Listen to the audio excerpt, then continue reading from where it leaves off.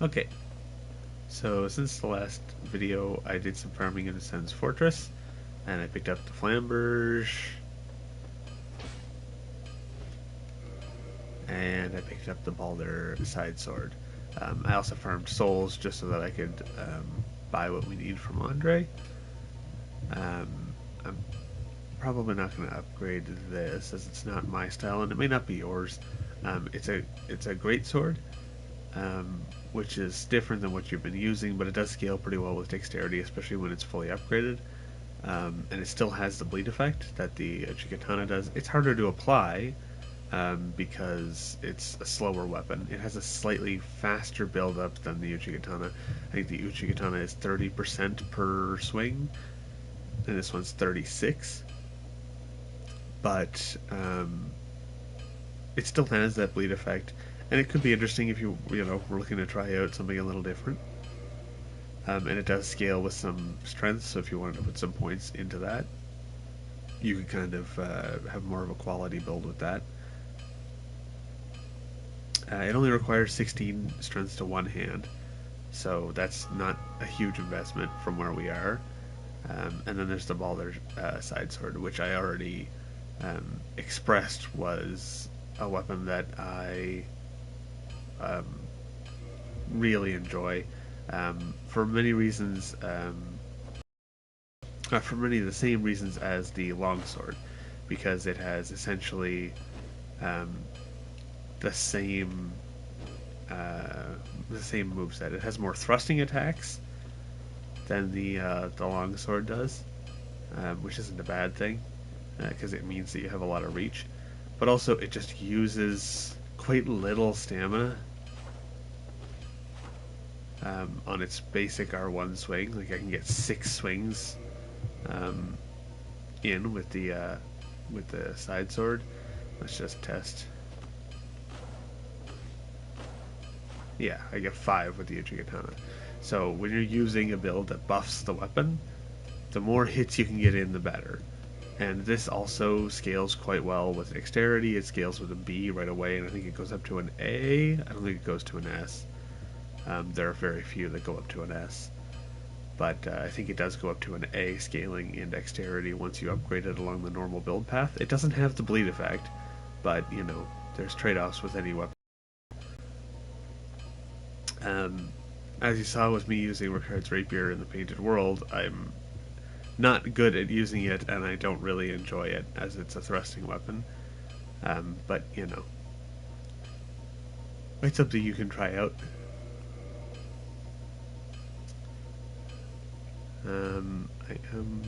So I'm just going to come down to Andre. So with these souls,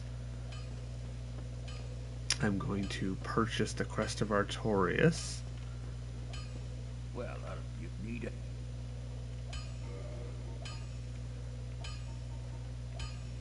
No, I don't need to do any of that. Yeah, so I'm just going to purchase the Crest of Artorias and the key items so that I can open the door in the garden.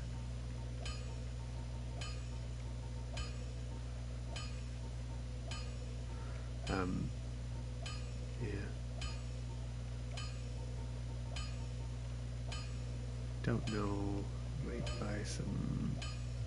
My bow's not upgraded anyway. I'll go to this first anyway. So with that, I'm gonna come out. I think I'll finally kill this guy.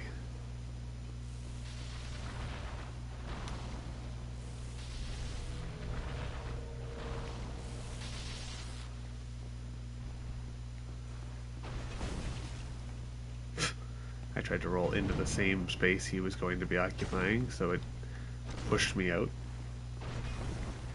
Good to roll that, because sometimes it can lead immediately into the grapple attack, which will most likely be a one-shot.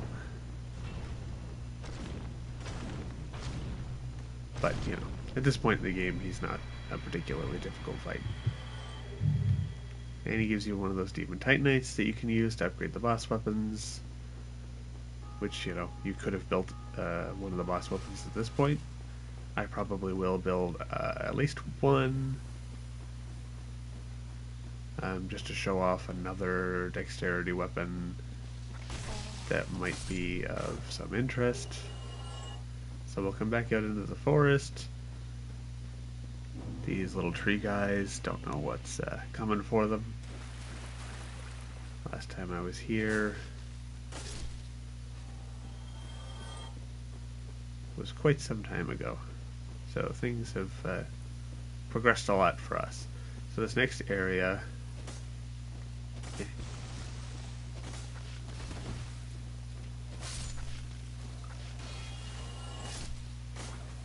we're gonna kind of take, not slowly, but carefully. There's going to be quite a lot going on right off the bat. I am going to rest at the hidden bonfire here, just so that if I do end up dying for whatever reason, I'll be right here. So the Crest of Artorias allows you to open this door.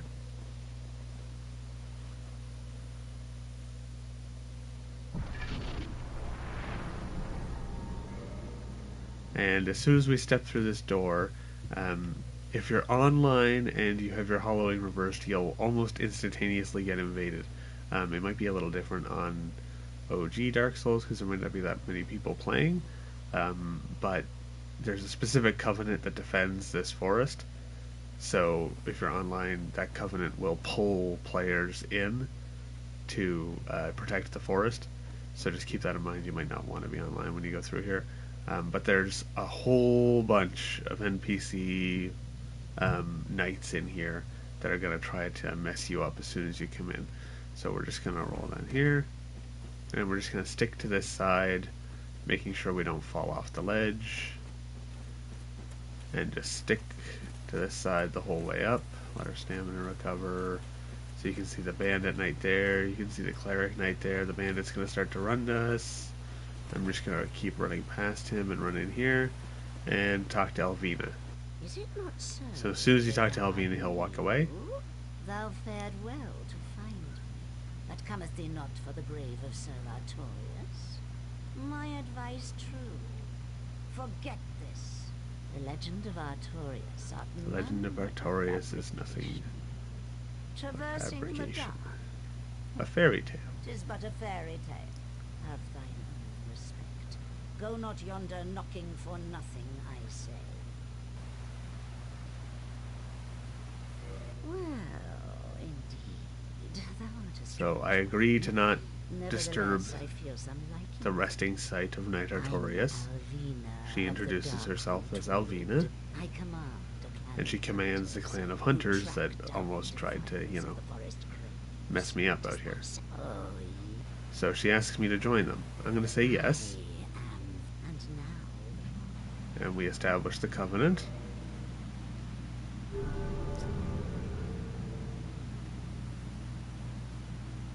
and here. And she gives me the cat covenant ring. If mine So sins fend wearing the that is righteous, what allows the phantoms to thou get shalt summoned in to enter, protect but thou the must keep the clan the in forest. mind. Darest not in any attempt to double cross.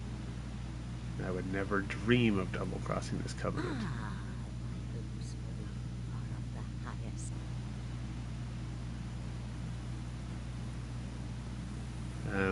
This is kind of an interesting covenant in the sense that you literally cannot progress the game without disrupting the covenant, which is probably why she's so insistent.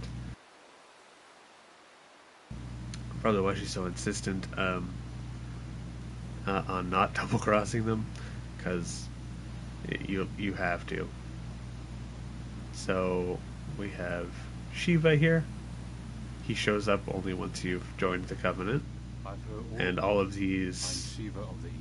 NPC knights are non-hostile Let's anymore. teach you the clan basics now, as there's no time to chat in the midst of except there is little fight and hunt as you like. Fight and hunt as you like. Whoever's fast only. That's And about- traitors don't worry. aren't given a Great to second have you. chance. Don't worry now. You'll be called in hunter. Just gonna exhaust his Don't worry, dialogue. You'll be called hunter. I actually don't remember. I don't usually bother with this whole thing. But this guy here, he's kind of hard to see. He's a little obscured, as you can tell. Um, he drops the dark wood grain ring. I'm going to wait on getting that. I am going to come down here while they're non-hostile. Can't remember exactly where she is. Oh, is that her there? Yeah. So right here,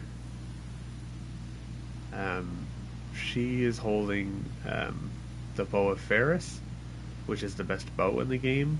It has better range, so the arrows won't. They'll fly straighter farther. So you'll have better range. You'll deal better damage further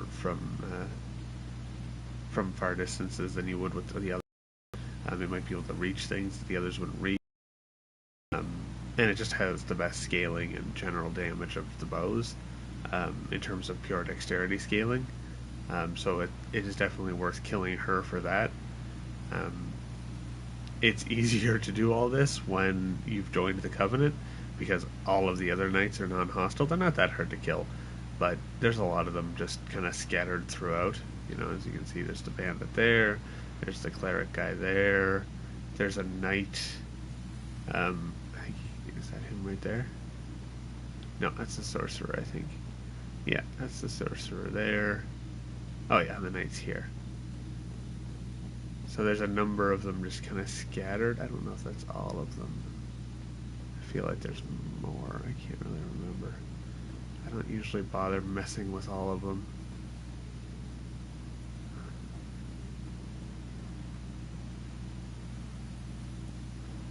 And then, oh yeah, there's another knight here. And then Ferris is here. Or, you know, someone using Ferris's bow. So, anyway, something to keep in mind. I don't think. Always. Oh yeah. You'll see what I. So I've talked to his ninja, and he mentions him. Don't you'll be cool. Slinking in the shadows. I don't think he becomes a merchant here.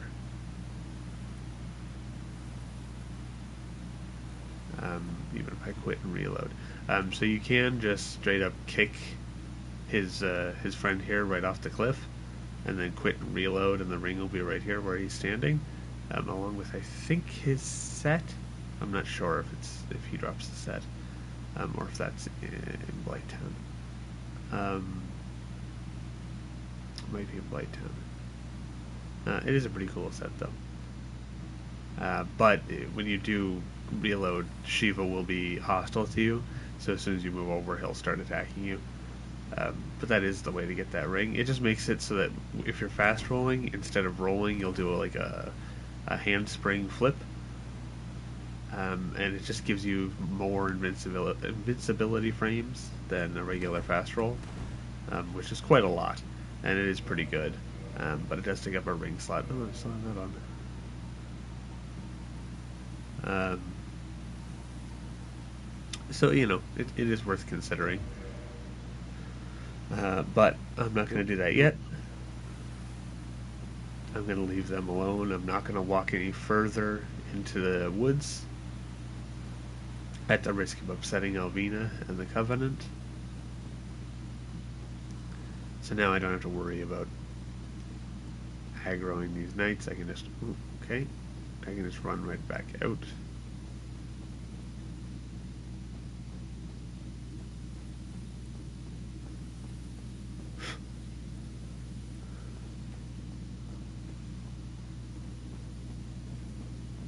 Alright.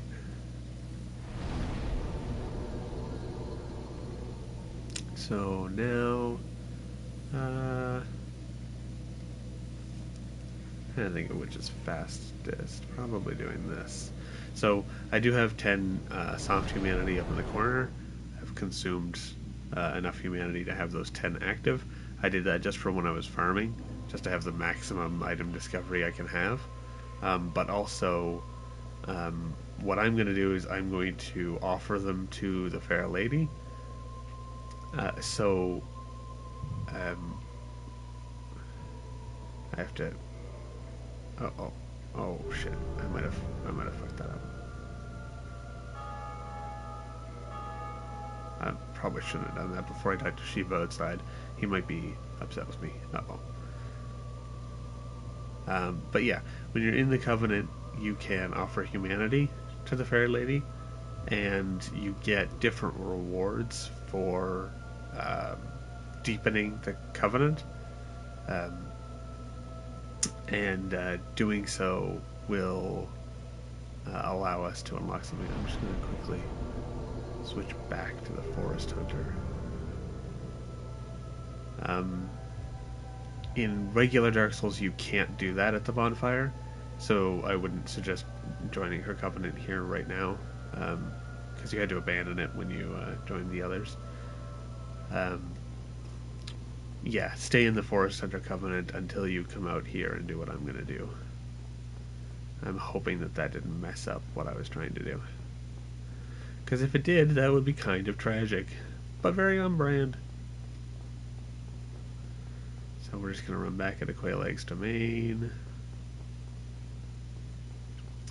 Yeah, so there's a certain reward from the Chaos Daughter, or the Daughters of Chaos Covenant. And it helps with an NPC quest line. It can be a skip if you're at all interested in doing that. And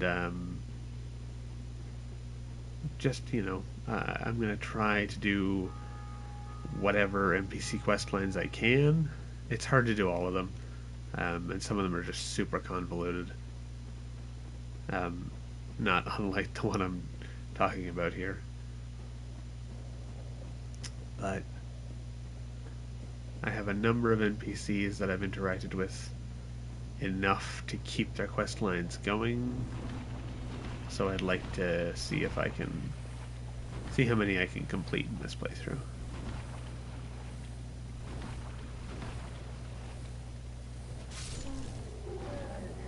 Subtle bugs don't stand much of a chance anymore.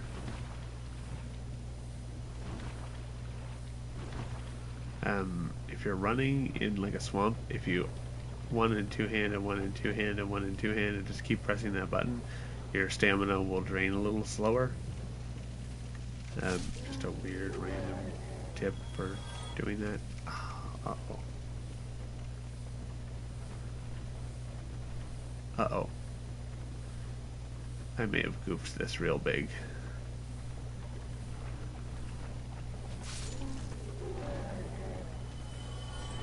Oh, you...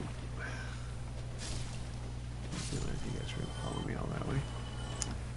So, Shiva and his friend are supposed to be here. So I'm going to just quickly quit and reload here. Just to see if they load in now.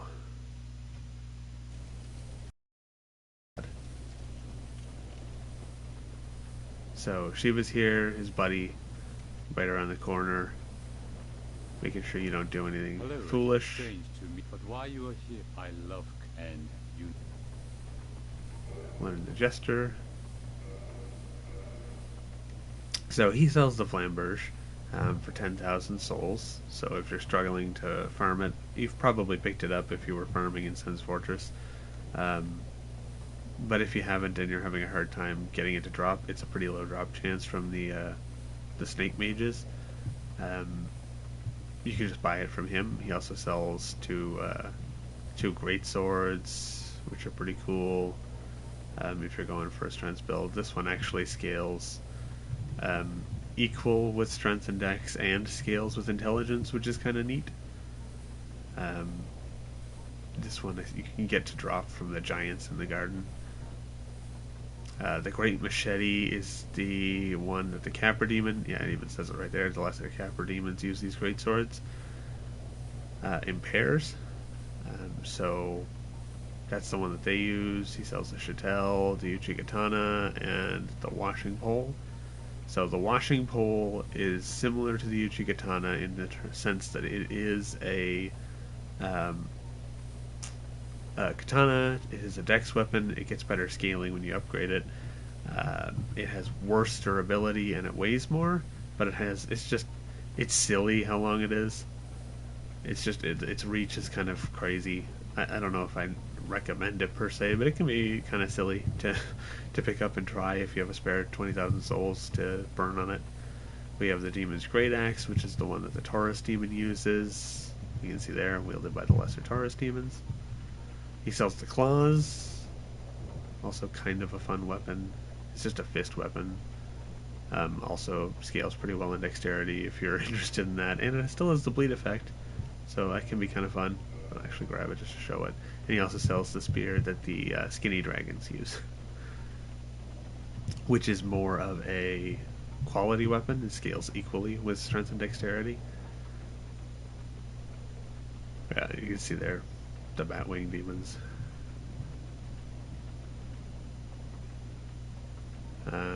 And then he sells the Eastwood Grain Ring, which slows the loss of weapon durability, which can be useful where you're using the katana, and if you're using the washing pole, it would probably be even more useful.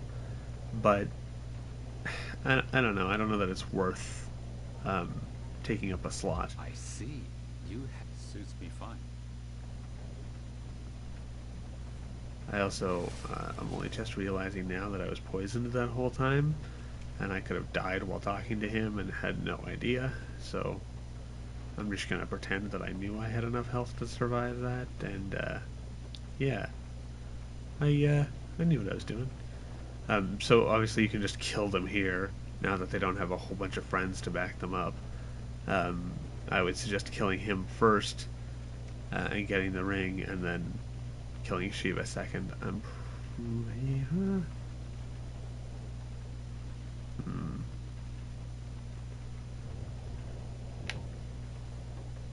could kill them here now.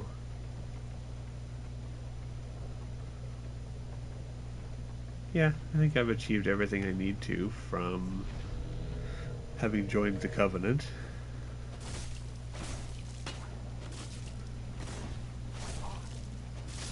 Almost ran out of stamina there. So he dies. Shiva does take notice, but he doesn't actually come around the wall. So you get that Darkwood Grain Ring. I am actually going to... you can always just kill him and then go to Oswald and get pardoned, so that the Covenant isn't mad at you anymore, but this Covenant's not that big a deal. You Howie. guts to turn on us. Have a look at my sword. For it's the last thing you'll see. They're not that fool. difficult to deal with. You able to run. I think I might. So he also drops the Murakumo. I actually don't know what kind of stats the Iron Round Shield has. Not terrible. It looks cool, I know that. Just gotta, oh jeez. See, it looks so cool, this black circle. So easy to see with this lighting. But it's not as good as the Balder Shield, and I just like the Balder Shield more anyway. But he drops the Murakumo, which is also a dex weapon, but this one's a curved greatsword, and whoopsie, it does require quite a bit of strength to wield, even though it has very high dex scaling. I don't even have enough to two-hand it, so I'm not even going to be able to show you the moveset. It is kind of fun. It does have some good damage, really well with dexterity, so it can definitely be worth looking into if you wanted to. So the Darkwood Grain Ring gives you this flip. This is the whole point of the ring. So this has some more iframes on it than the typical fast roll, but you'll only get this flip if you're fast rolling. You have to be fast rolling in order to get the flip. So you have to keep your equipment load as light as possible. I'm just going to rest at this bonfire. So there's other things to do while I'm down here. Not only do I want to come see Shiva,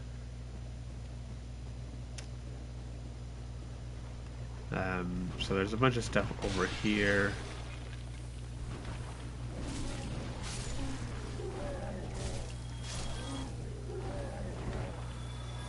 I am actually going to switch this.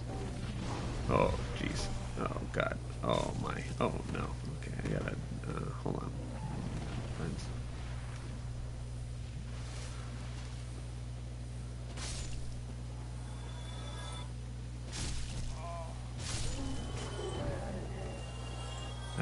As much as it may feel like these things spawn forever, the mosquitoes will stop.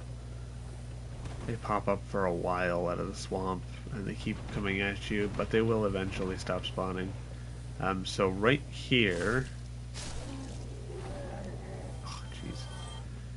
This whole thing is where you come back. This is where, if you followed the normal route through Blighttown, this is the path you'd be coming down into Quelaag's domain from the top. You'd have followed this whole path down. So this is the normal way that you'd be seeing this from the first time. God, I don't know why you can't climb up that specific ledge.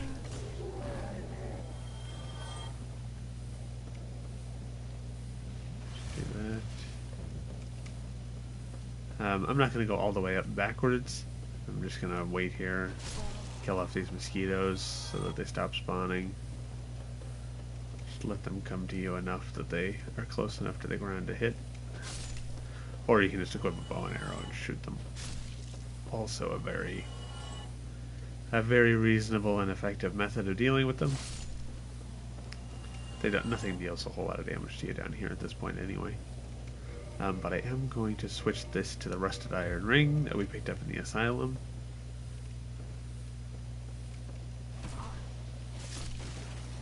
Okay, is that it? There's still that one there. But the other ones stopped spawning. So those ones stopped spawning, but these ones, he's hopefully the last one.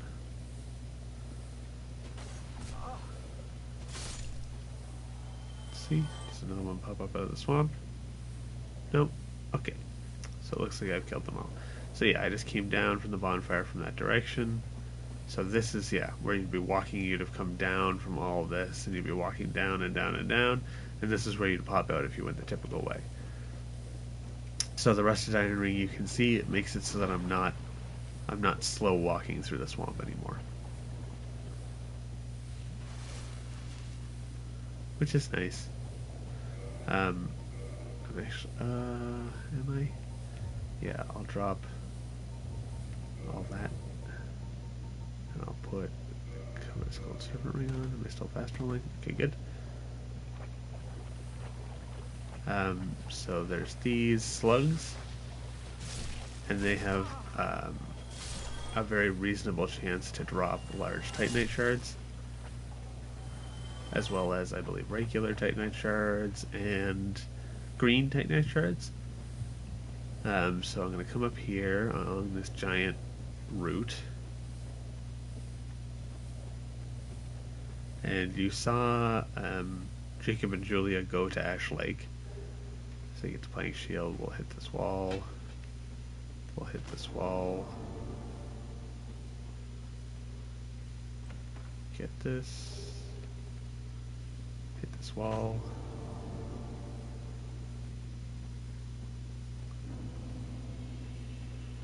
come into the Great Hollow,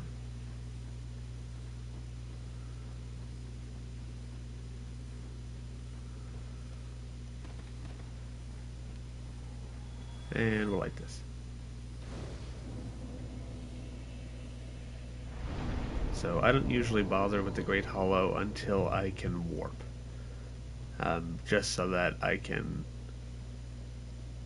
actually rest at the bonfire at the bottom without having to worry about getting stuck down there. Because if you come here before you can warp and you go all the way down to the bottom and you rest at one of the bonfires in Ash Lake, then you have to climb all the way back up this tree, which is a nightmare. Going down is hard enough. Coming up is just not fun. So we'll come back out here, and so this is the farming route that I like to do.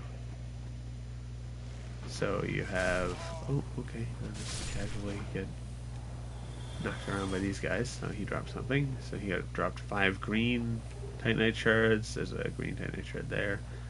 So those you can feed to Frampt, and he'll break them down into regular Titanite shards for you. So we have our rusted iron ring on, which makes it so that we can walk through all this without being slow, which is really nice. Just make sure you kind of physically inspect these slugs after you kill them. It's hard to see the shimmer on them if an item drops. So we'll come around here. Wait a minute. I know this man. He does need an item. So if we talk to him, he's sleeping. He'll wake up. He's in a bit of a fix. Uh-oh. Please don't kill Sigmar.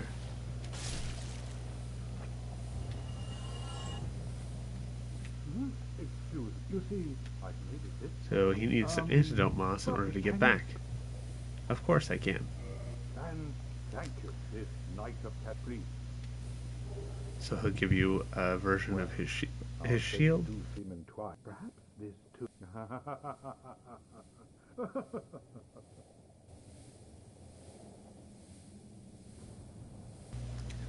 So make sure you have some purple moss clumps when you come down here to talk to him. Otherwise, you won't be able to get him out of here. So then we'll come down here.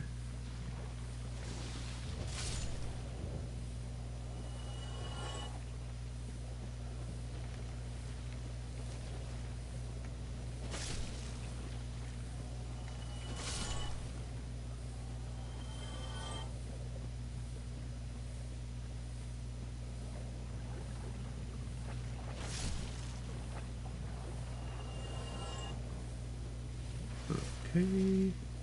Bow and arrow is really good for this farm because you can just kill them while they're in the swamp. You can just sit back here and shoot them one at a time. It's very simple and safe. I'd suggest upgrading. Yeah,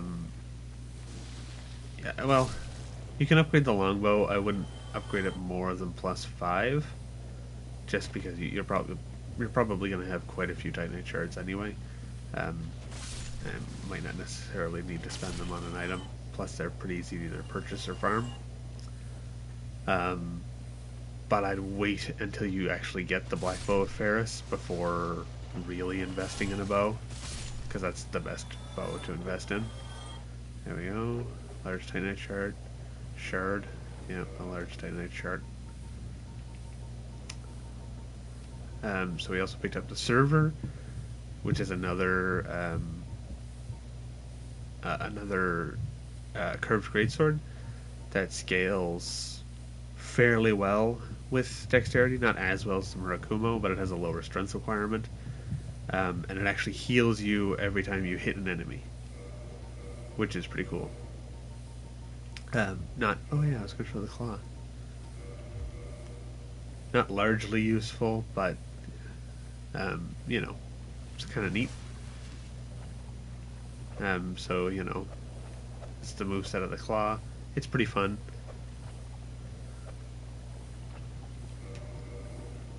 I don't know that it's something that you'd necessarily be interested in, but you know, it's a reasonable weapon too.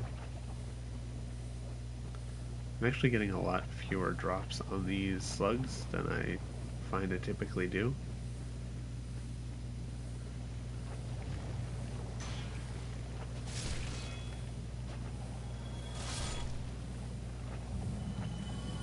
Yeah, so that's kind of a good demonstration.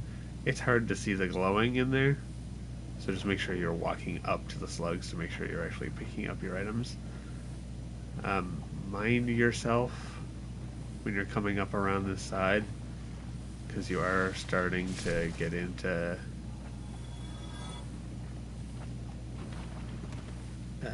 giant rock boy area. So if you walk up too far this way, God, it is hard to see things down here.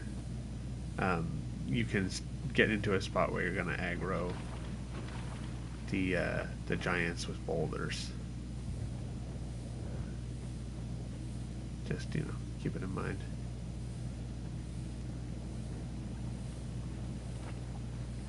But yeah, anyway, you can just go back up into the tree, rest, bring all these guys back. I'll probably do some of that um, offline just to get some more large titanite shards so I can upgrade a bunch of weapons. Just to show off some other dex weapons and the kind of damages that they output.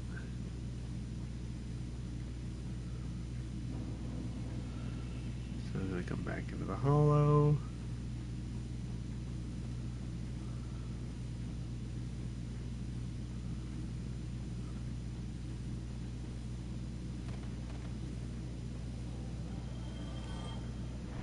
Alright. I'm not going to go down to Ash Lake now.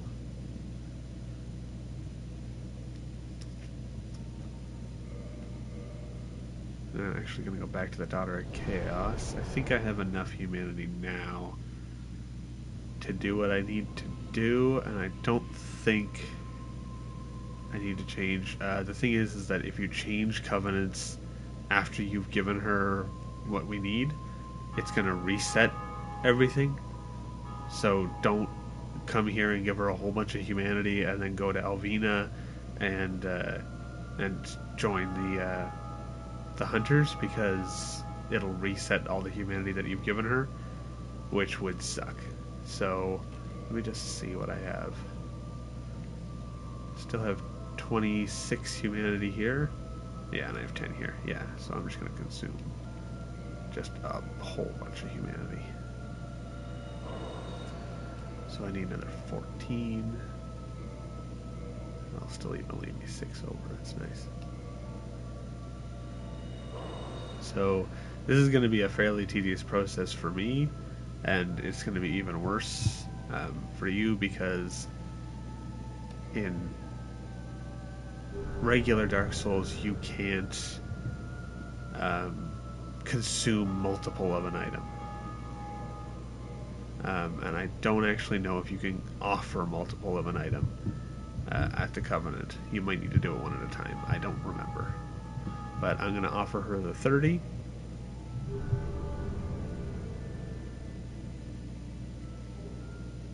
I get Chaos Storm as a fantastic pyromancy. My Covenant allegiance has deepened, and I gained rank.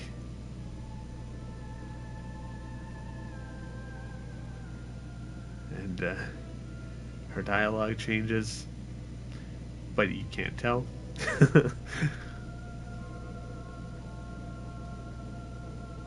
I also don't know.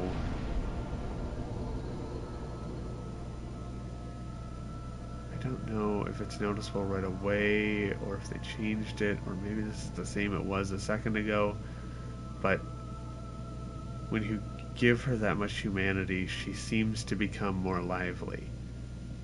Her legs seem to move more, the body seems to twitch more, things like that. When you give her that amount of humanity, you can go up to 50 humanity, I'm pretty sure. And if you do, it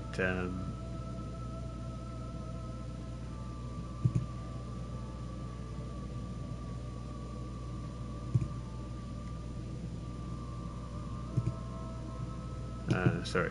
If you do, it can give you a little bit more with her and more with her. Oh, sorry. You can go up to 80 humanity offered. And I think it gives you some more lore with her. I'm not sure. But 30 is all we need. It also gives you Chaos Storm, which is just a really strong pyromancy. It takes 2 slots that I don't have. But it calls a whole bunch of fire pillars out of the ground, and they erupt and deal damage, and then they leave lava pools on the ground behind them, which is really strong. It can be quite a thing. So what this does is it allows us to access a special door that we otherwise can't, um, that I'm not going to look at right this second, but I'll talk about it again once I actually get there. I just wanted to get this out of the way so that I made sure I was prepared for it. So now I think I'm going to show the farming route. This is kind of more of an errands episode than anything else. I'm just trying to show you um, as much as I can to help kind of just prepare you, I guess. Oh, yeah. here, here we go. I need to change my pants, though. Let's just go full. Oh, yeah. Yeah, there we go. I just gotta...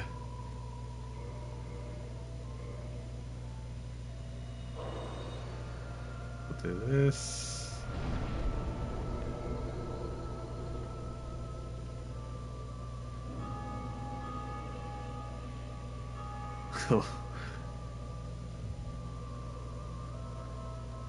Yeah. There we go.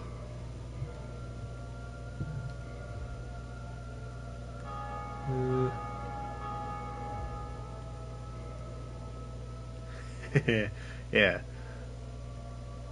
Nice. Alright. So, yeah, I think I'll show the farming route for Titanite chunks. So, you don't really ever have to worry about farming Titanite shards, just because you can break the chunks down into large shards, or you can break the large shards down into Titanite shards. So you can break these down into these and these down into these at framed. But also you can break these down into regular Titanite shards. So these, I mean, it literally tells you, thankfully, that these are for magic, divine, and fire weapons. That you're probably, I mean, you know, feel free to mess around with whatever you want to mess around with. Fire is really the only thing on that list that I'd say is at all going to be worth it for the build that we have. But even still, there's not really any point in worrying about it. It makes more sense to just break these down into regular Titanite shards and use them to just upgrade a bunch of different weapons to just have some versatility and some what's the word I'm looking for? Variety.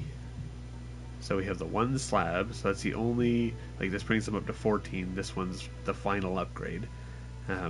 So we want to be careful with how we use these, but I will show you where to farm these two things. So the slugs are great for the large shards and the green shards.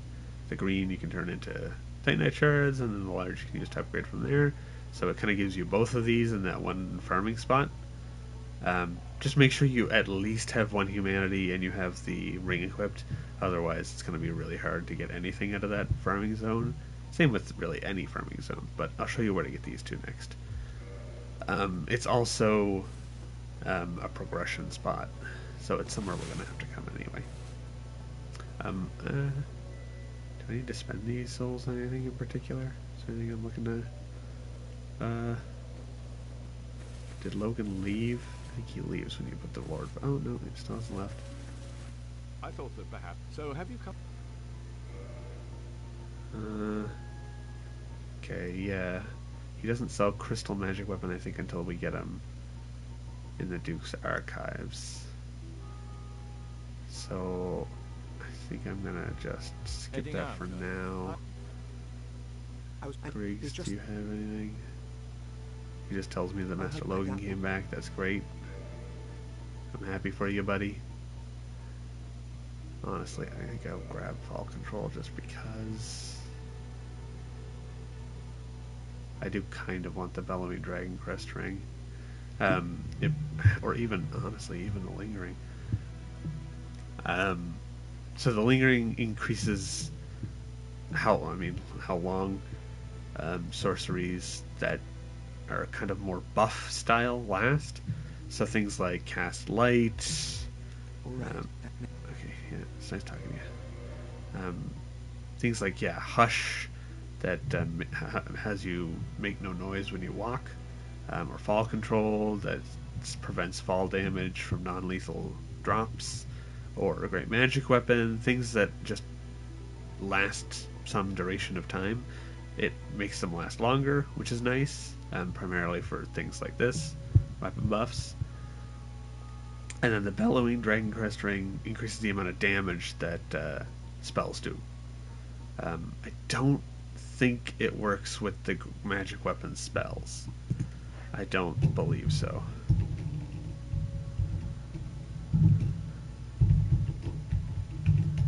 Um, so it might be more worth it to grab the lingering for that.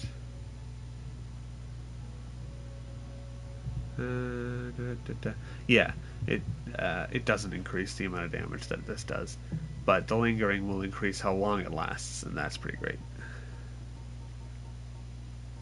Just picked up out of silence in the painted world. I might actually just grab it. I think I have a bunch of consumable souls. I don't know. Is this 5,000 or 8? Oh, it's 3. It's neither of those numbers. Is that 15? Oh, that. Okay. I am gonna grab this. All right. It's kind of the downfall of Dark Souls is that there kind of reaches a point where you're gonna have quite a few rings that are useful, and you can only ever have 2 at a time. I don't have. No, okay, good. Oh, it's not a key item; it's a consumable. No, okay, I don't have any Firekeeper souls. So I'm going to come down, and we're going to go to the New Londo Ruins. So I am going to equip my transient curses. Stick like this for now.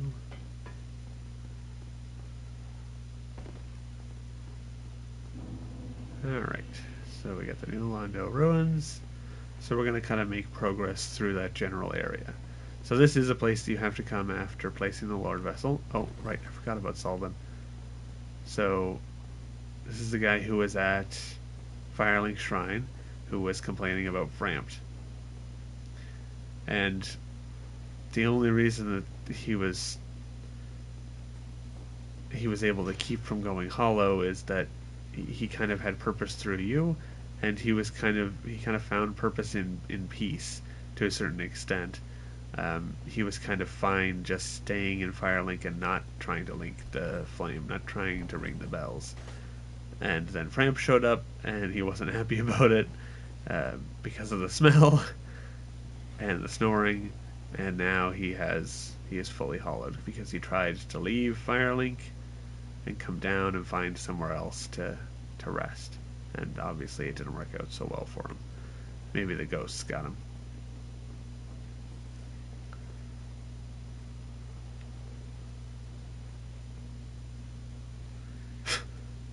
Hello? Is that all you're gonna do the whole time?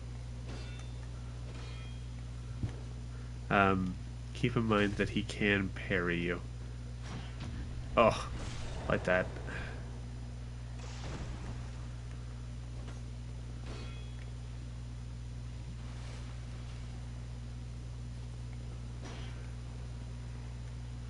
That's probably the best strategy, is to just let him ping off and then walk around behind him and get the backstab. But, rest in peace, our crestfallen friend. Come down here. I already got those transient curses earlier. Make sure you're paying attention, not looking away from the screen, and walk off. Okay, so I'm just going to use a transient curse just at the end of this little walkway here. So you need to use these curses in order to be able to hit these ghosts. That's the gimmick. They don't do a whole lot of damage, but they're still a pain. So they can drop curses. So that's where we came from. That's where we got the Firekeeper Soul. So we're just going to come through here. You know, it kind of has these lights to guide you, but we're going to come down here around these stairs. And we're just going to break this.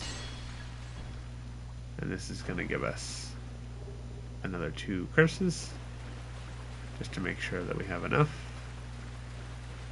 to get through this section. And like I said, you can buy more from the female undead merchant in the aqueduct. Who sells the poison arrows. She sells more. So there's going to be a couple that pop up out of the ground here.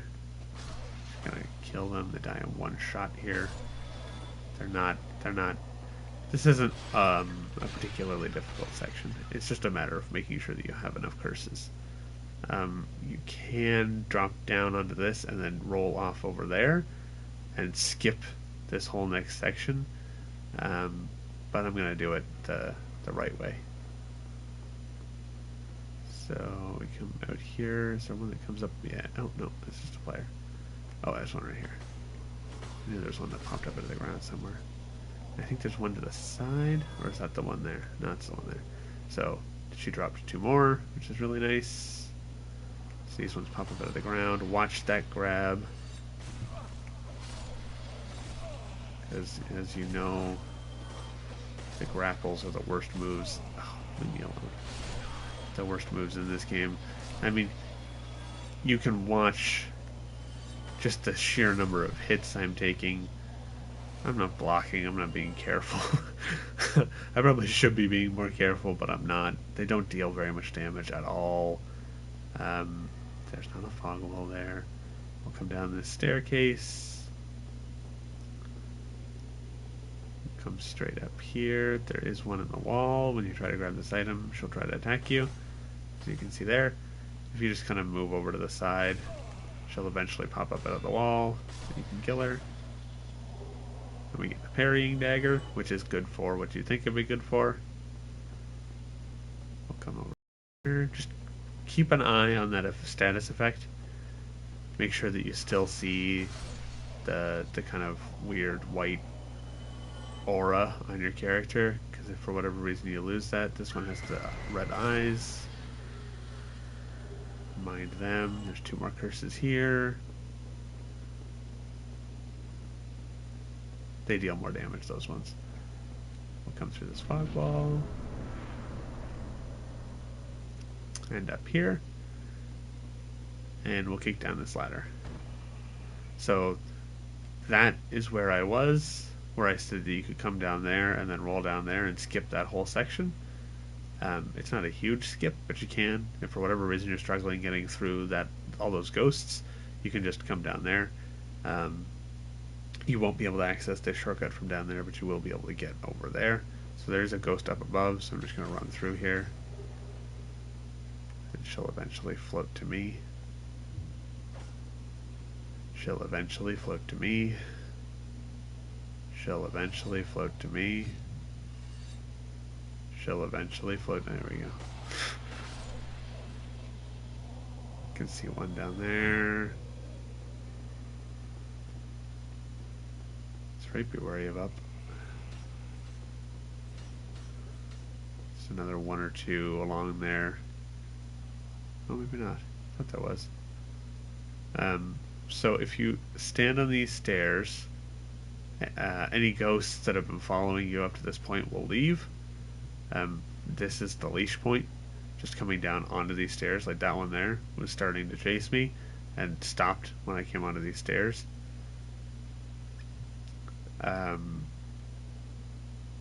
But you can see up there, you can see Ingward, and he gives you the key that you need to drain this area, to drain all the water out, open those doors over there and drain out all the water to progress. But this little, whatever you want to call it, house, cathedral that he's standing on top of is just absolutely full of ghosts. And it can be a bit of a problem to get through. So if you're struggling, you can just equip a bow and arrow and shoot him to death, and he'll drop the key and it'll immediately put it in your inventory, and then you don't have to go up there at all. You can just ignore all of it. That's usually what I do on most of my runs, because I just don't want to go through there. It's not that it's that hard. It's just faster just to shoot him. He's not that useful an NPC. But I now have 7 transient curses. Usually this is the point that you're going to get before your curse runs out, right to these stairs. So I'm going to reapply my curse. And you can actually just run and jump off these stairs onto those stairs and skip over this whole area too. But if we're going to go get Ingward, we need to come through here.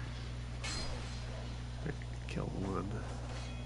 So there's a bunch of ghosts that are going to leash as soon as you come over to the house. You can see just how many there are here. Just mind, oh jeez, mind you don't get stun locked. They can kind of just stun lock you, which is just a huge pain. So you can see I started up the stairs, and they all de-aggroed. It's important to keep in mind for when you're trying to progress through here. Be wary of Ghost. Immediately gets hit by Ghost.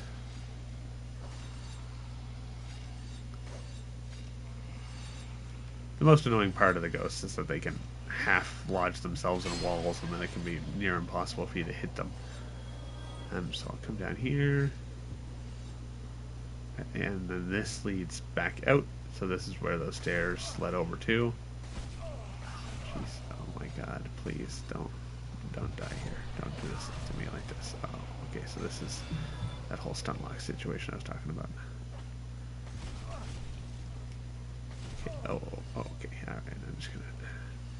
Don't mind me. Just gonna use this elevation change to my advantage here, so that you can't grab me.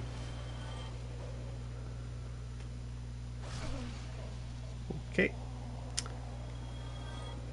Then I can come up here. There's a ghost right here, so just mind them. Why are they not? It's bizarre. They're just not aggroing at all. Alright, so I'm going to run up here.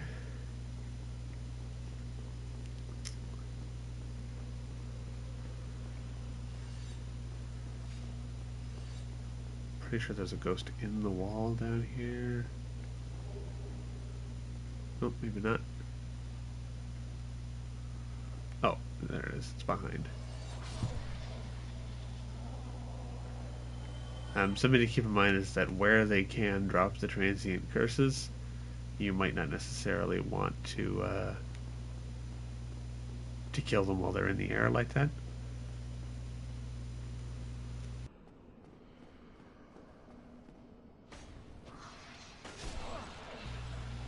Just because if you do, or if you kill them like half in a wall, it can be hard to get the item if they drop it. So, you know, something to keep in mind. I'll get that rare ring of sacrifice. Not that it's super useful to me. And then I'll drop back in here.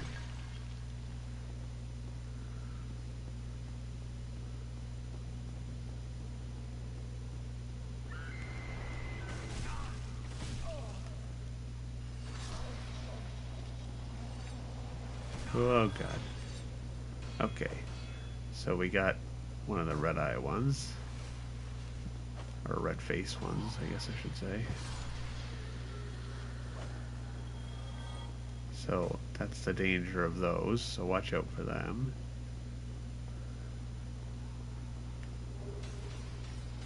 Okay, so there's one above there, and we're just gonna roll out down onto these stairs again.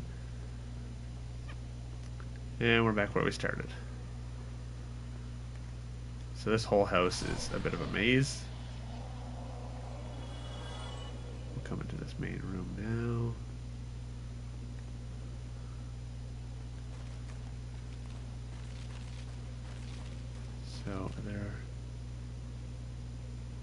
Okay. I thought a bunch of ghosts spawned here for some reason. I don't know why they're not. I don't know.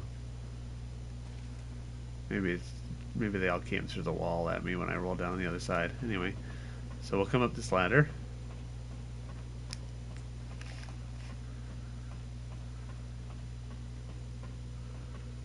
And we'll walk around. Be aware that some of the ghosts may chase you up through the ceiling. So just keep that in mind when you come to talk to them. So we'll talk to them. This is a surprise. You get very few visitors. No way. I don't actually have the Lord Vessel. It's back in Firelink, but sure. You seek this. I do. Is the key to So he gives you the key to the seal. use this key. Tells you that you need to open the floodgates in order to do that, but there are dark races that reside in the void. But the abyss is no place follow. Long ago. And he tells you about how Artorias traversed the abyss. If you can Find him and learn from him. So we'll talk to him again. To the sea. He says he'll help in any way possible. So you can have Curse broken, which will cure you if you get... I don't know if that was a player phantom or an actual ghost. I think it was a player phantom. If you get cursed, he can reverse it. He also sells transient curses and resist curse, which greatly increases your curse resistance.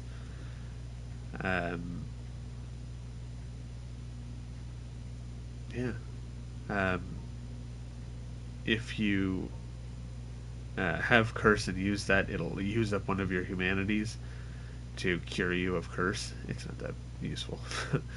But curse is just a frustrating status effect. So if you get cursed, you instantaneously die if the meter builds up. So similar to poison, where the meter will start to build up over time. Once it builds up to the top, I'm just going to use one just in case I run into another ghost. Once it builds up fully, you'll instantaneously die. And once that occurs... Okay, I think I cleared them all out. Once that occurs, you'll respawn with half your health bar. So it's an incredibly frustrating mechanic.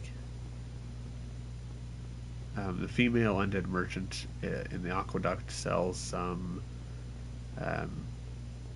purging stones, I think.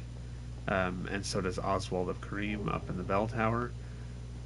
And those can cure you of curse. There's very few places that you have to worry about curse, thankfully. So the key to the seal, so if we try to operate this, it doesn't move, there's no elevator here. So this is what the key to the seal opens. So we're going to do this. And the gates will open.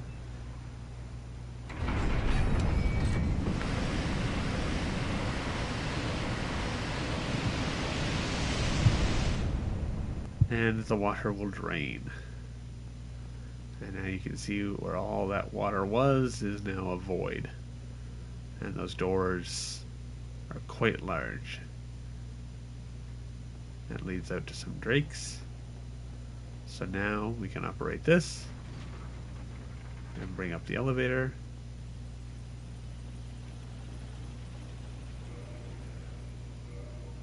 I am now going to switch over to this, because this area is the farming route for the Titanite chunks and the slabs. So when you come out here, you are greeted by just a horrifying sight, really.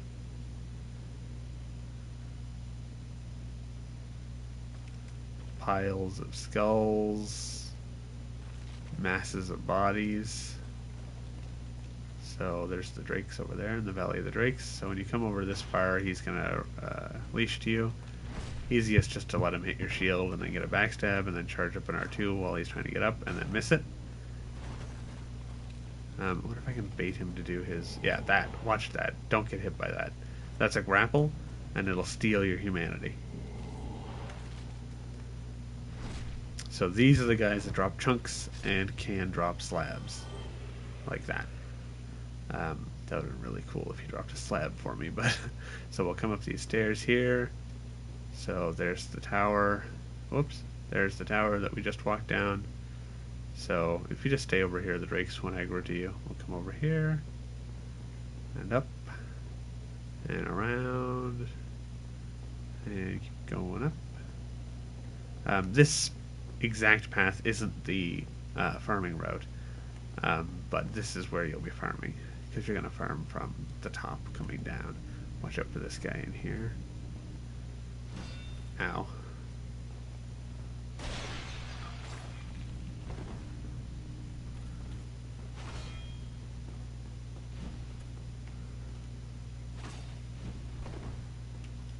Oh. Uh-oh, I thought I'd at least trade that hit, but I don't have the wolf ring on. Nothing from him. They can drop their sword. I believe they drop their armor set.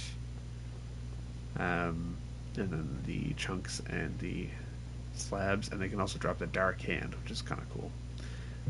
So we'll traverse this. It's just a traversal light. Or fog, rather. So watch out for this giant blob over here. So I'm just going to come in far enough to leash him. Oh, he didn't. Again, this for the elevation change on the stairs. So it only takes 3 R2s to kill him. Another chunk.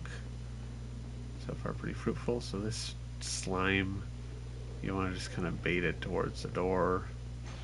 It'll start to follow you as soon as you walk in like that. I'm just going to walk closer and trigger that skull. Those don't deal much damage, but they do a lot of stamina damage. So if you're blocking them, it'll take a lot of stamina out of you. And if you get hit by them, they'll knock you down. Okay, are you seriously just gonna stand all the way over there? Okay, I'm just gonna fucking watch the skulls. Watch the sludge. He is bleedable, as you saw. The bleed triggered there for a second. There is another Black Knight, or a Dark Wraith right over there, so watch that you don't come in too far and aggro him. Thankfully he has his back turned, so you can come in pretty far without getting his attention. Oh, uh-oh. Well, that was clean. That 4-strike combo can absolutely kill you. But I have been getting pretty decent luck with the chunks.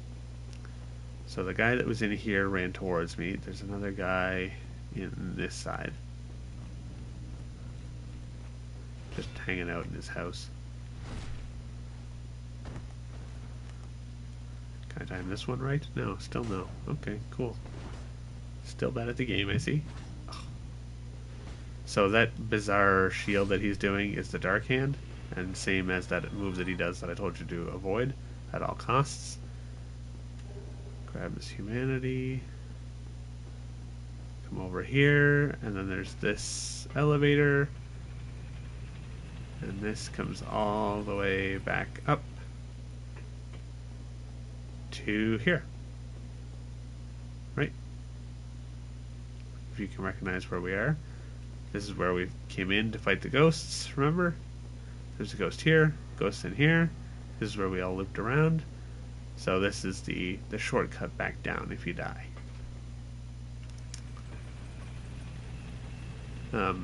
There's a more convenient way down. I don't really ever use the elevator. I'll show that after I finish getting this place set up to farm.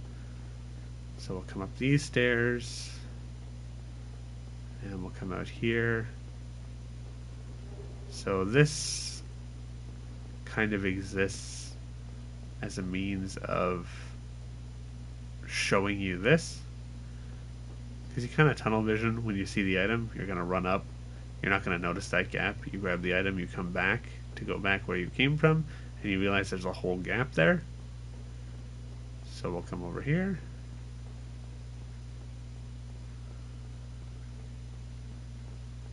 And around, and around, and around, and around, and then up. Up just so many stairs, and then around again. And we have a chest. And this is the very large ember. Something that's very important. This is what allows you to go from plus 10 to plus 14. I mean, technically from plus 10 to plus 15. But you need a slab too. So I'm just going to fall down here. And I'm back down where I came from. There's the elevator over there. And I'm gonna... Oh, I only have one Estus Blast left. Whoops. I must have 5 coming down here, did I? Oh, whoops. Went up the wrong way. Came in this way. Elevator's over there. There we go. There's the little wooden housing things. We're gonna come out here. Into this kind of open area. There's a dark race right over here. It is incredibly dark on my screen. Where are my settings at? Oh, it's maxed. Okay.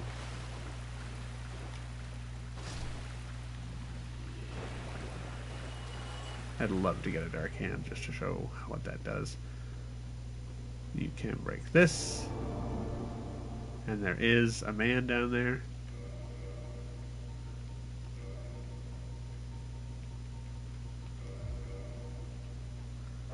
Get his attention. Oh. Fell to his death. Let's hope he didn't have a Titanite slab on him. We'll come over and grab this, which is a couple of chunks, I think. 1 chunk.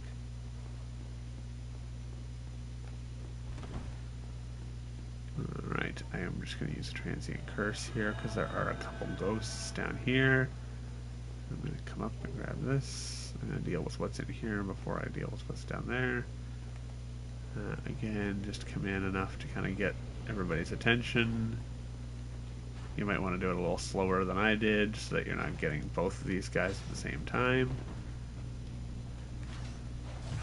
Ow, ow, ow, ow, ow. Don't get caught in that 4-strike combo. It can absolutely fully destroy you. Part of me wanted to get caught in that so I can show you what it looks like.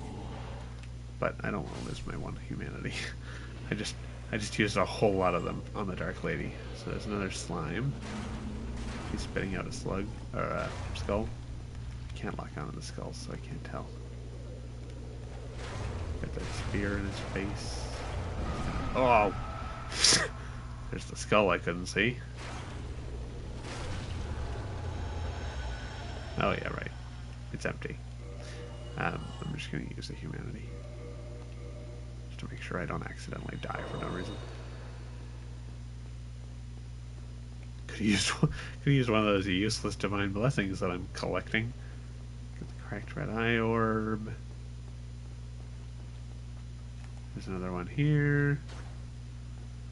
I'll just have them come up the stairs to fight them on equal footing so that I don't wind up missing my attacks. Okay, let's see. Can I aim this one? Time this one? No. Okay. Wow. So the recovery animation is much longer than I keep thinking it is for some reason. What are you doing? Come on.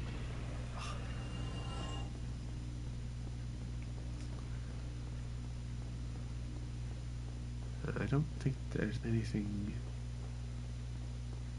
else over here. This just leads back down to where we were with the drakes. Part of the kind of general run around you can do. And I'll show the exact farming path that I take once I get everything set up. So those giant sludge monsters, whatever you want to call them,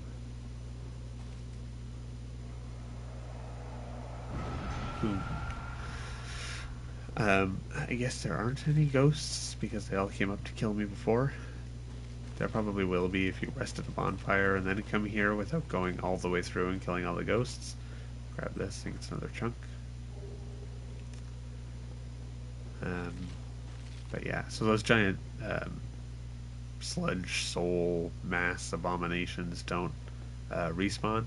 So it's just the knights that you have to deal with when you come to farm.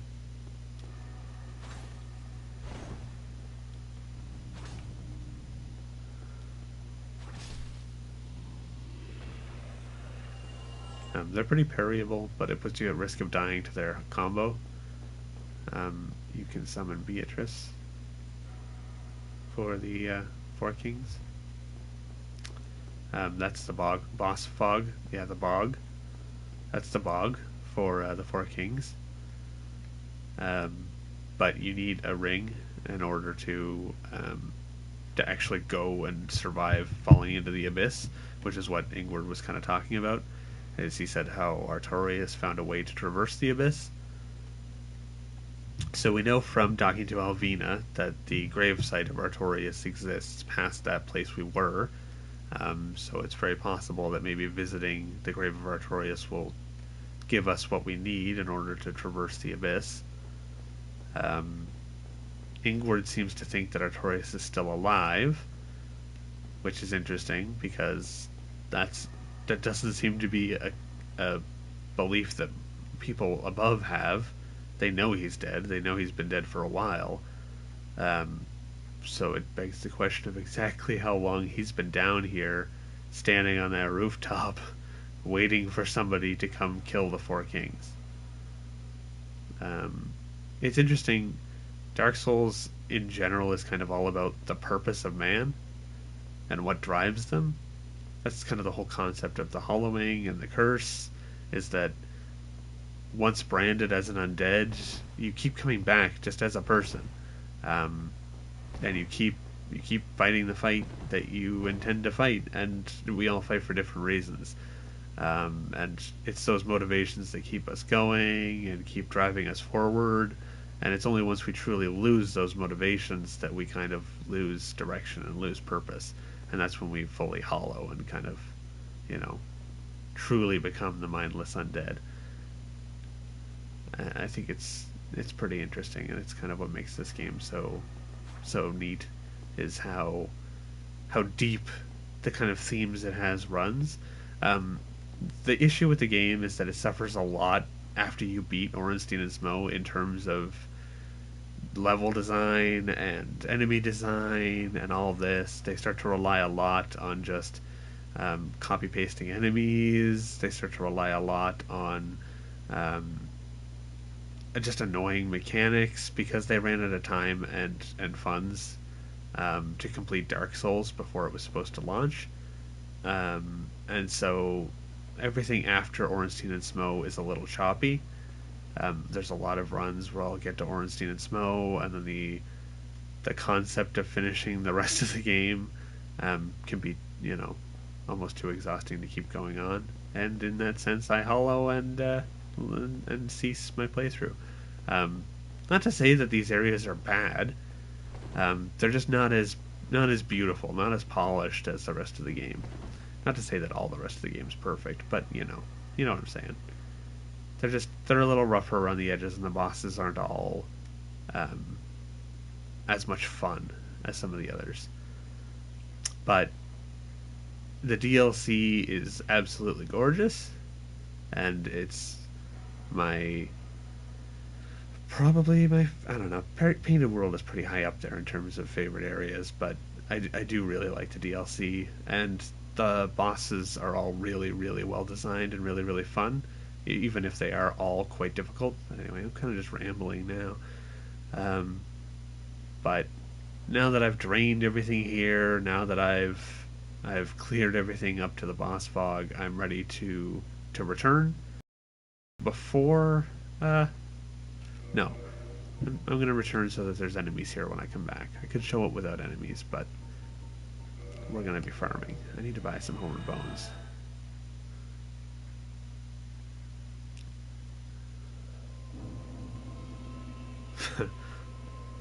Interesting. Let's forward to Firelink.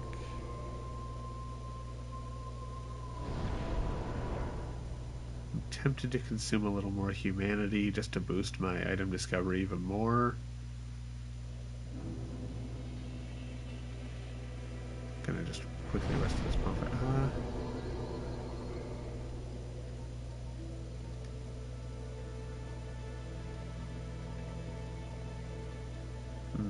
I think I am going to keep going into intelligence.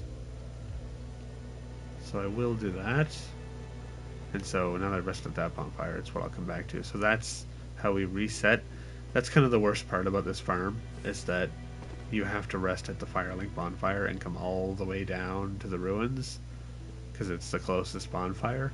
That's the worst part of this run, is having to do this down the elevator every time. I'll show you how to just have it sent back up. I mean, I'm sure you can figure it out, but you don't have to wait on pulling that lever every time.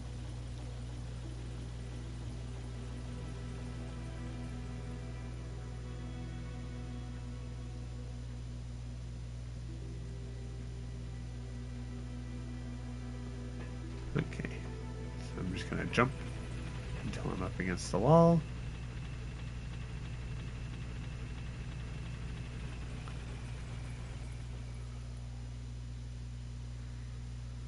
And walk over and out, and then it'll go up. And then it'll be waiting for you when you come back. I don't think Rickard sells Homeward Bones, does he? I don't actually know. No, he doesn't. He just sells some sorceries and a catalyst. He can make them. He can make magic weapons, which scale with intelligence, and he can also make enchanted weapons. But you need a special ember for that. Again, these are things that I don't think you'll have any interest in dealing with. So now that we come back here now, we can see that the water level has dropped. So we're walking across these platforms, and it's quite a way down to the water now. We've drained this whole area dry, and we can see all these ruins now. It's interesting. Like I said, these areas aren't terrible. They're just, you know, maybe not as well designed as others. I'm going to ignore these ghosts, and I'm just going to run to the corner where the transient curses were.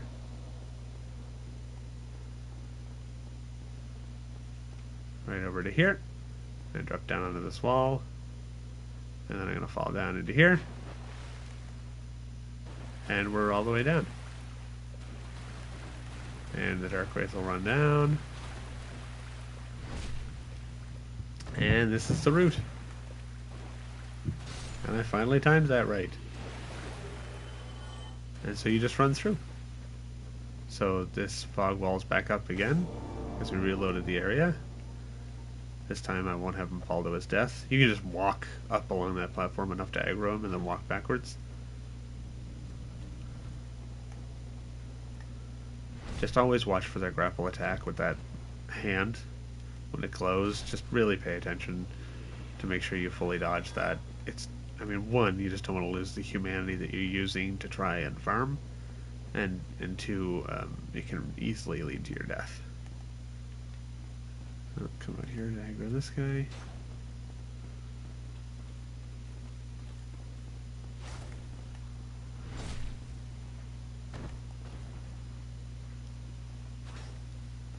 Hey. Okay, alright, let's not do this dance. Nothing from him.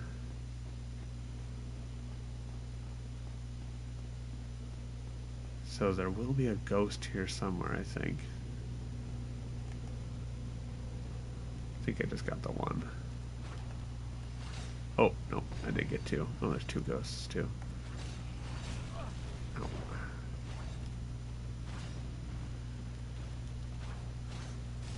Ugh.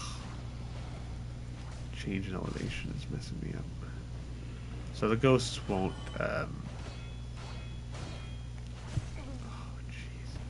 you can see how that combo would just absolutely destroy you.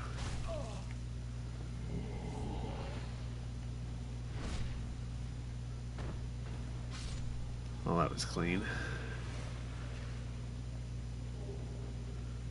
chunk.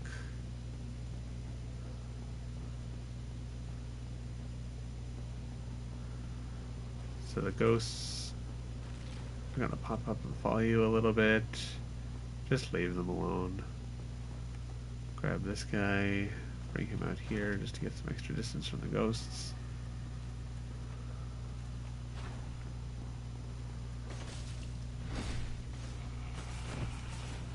Okay, I don't remember them aggroing this far. Owie. Okay, I'm just going to roll down here. He should, yeah, follow me, and the ghosts will apparently also follow me. Oh god, oh my god. I've made just so much a mess of things. Oh, please, don't do that.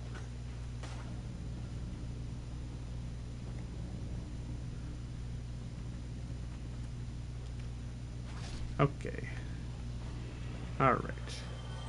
Good thing to remember when you get into situations like that where you've just got way too much on your plate is that backstabs will give you invincibility, so you can get the damage in on one of them and be invincible from other attacks while it's happening.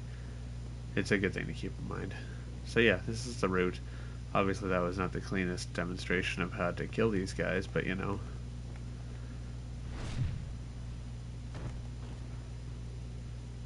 It was at least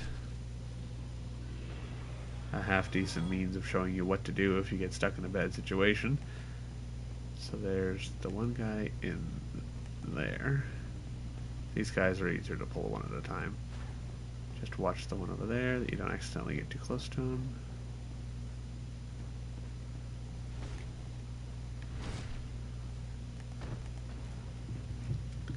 That stand-up animation always takes just a couple seconds longer than I'm expecting it to.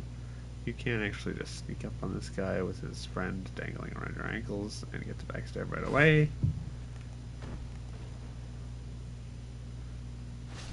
I'm like consciously having to tell myself to wait an extra second before my body goes to press the button. I didn't realize just quite how long they take to stand up. There's this guy. This is definitely the best farming place for chunks and slabs. I mean, it's the only farming place for slabs, but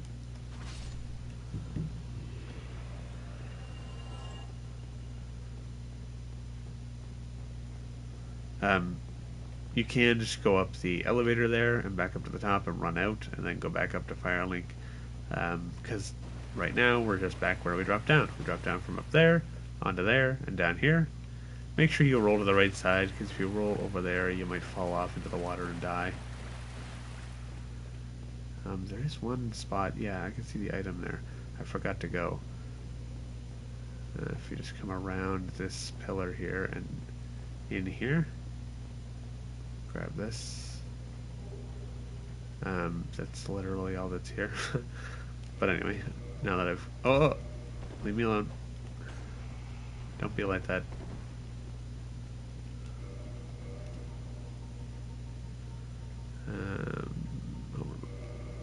Oh. That was rude. There we go. I need to buy a bunch of homeward bones.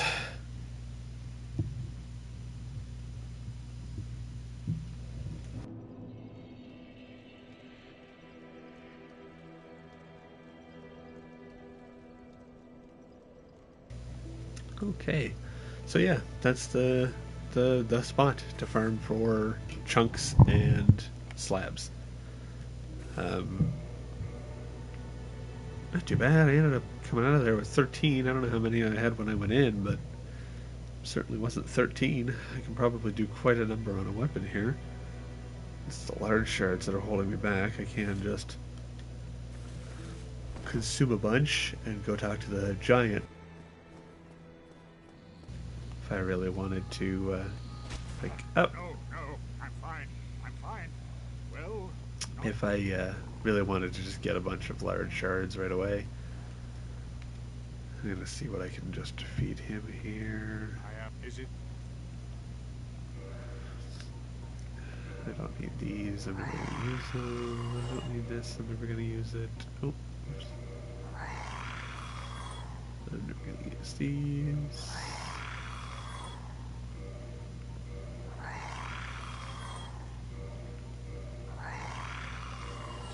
Some inventory management. So watch, don't feed him these.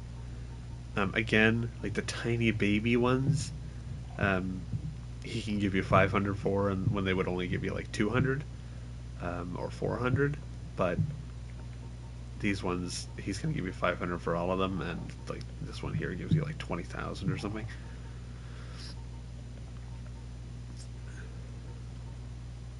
Yeah, get rid of that coin.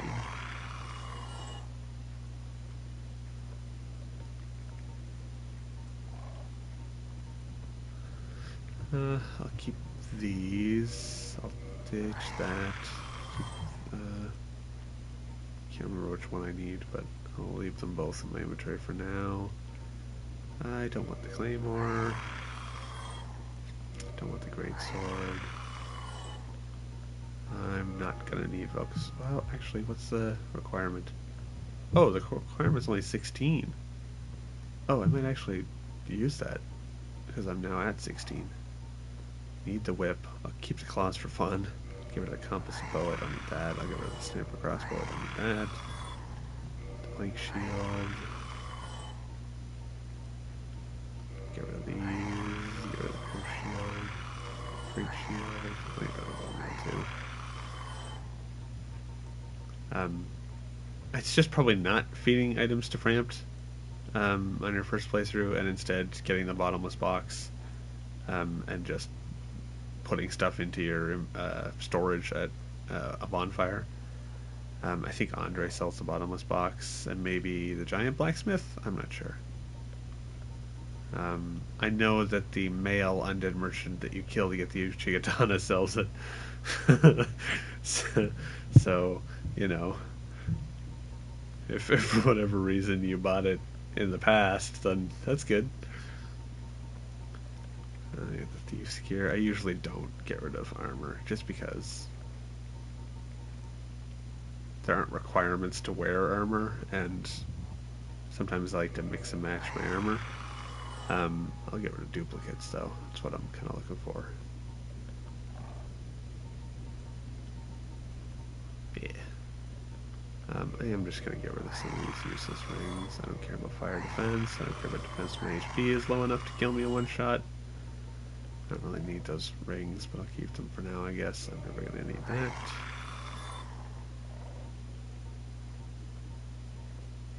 Can't get rid of that. I'm probably not going to equip the Ring of Favor and Protection just because it breaks when you take it off. And I often switch my rings for different situations, with Havel's being the only one that usually sticks around. Yeah, so you can feed them a slab to turn it into chunks, chunks to turn them into large shards to turn them into regular shards, and then green shards will turn into regular shards. Whoops. So I'm just going to feed him a bunch of the greens that I have.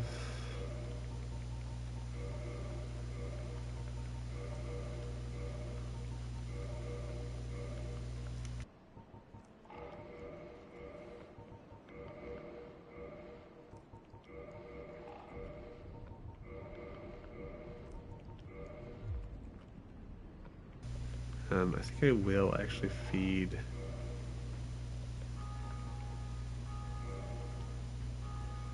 a couple of Titanite chunks. Farewell. Uh-oh.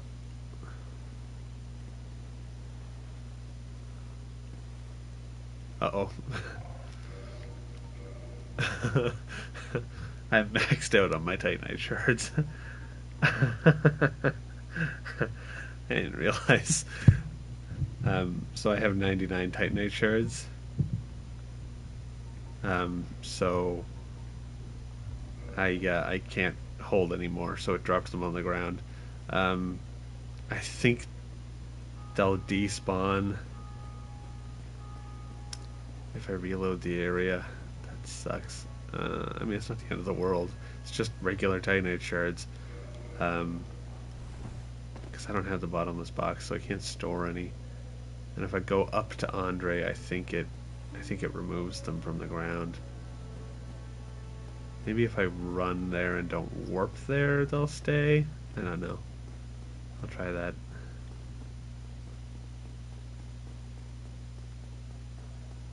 Yeah, so keep that in mind. 99 is the max of something you can possess. You're really gonna typically run into, but you know, something that's worth noting.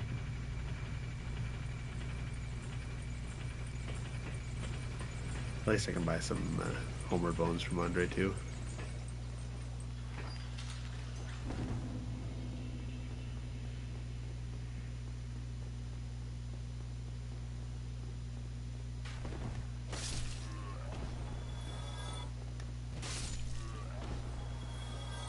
Good job.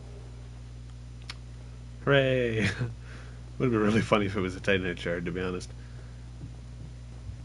Okay, let's go to Andre.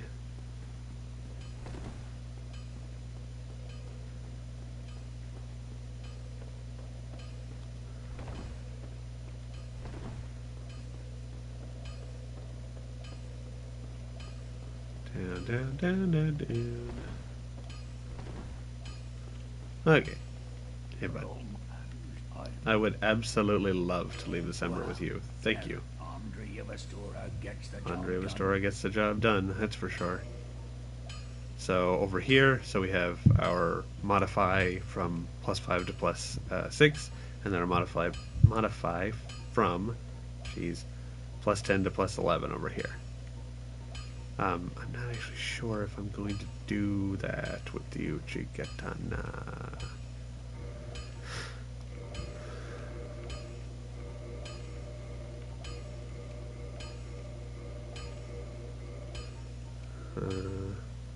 Dragon scales. I may actually invest the dragon scales into this. Oh, I forgot how much souls that costs. Whoops. I kind of wanted to keep those souls.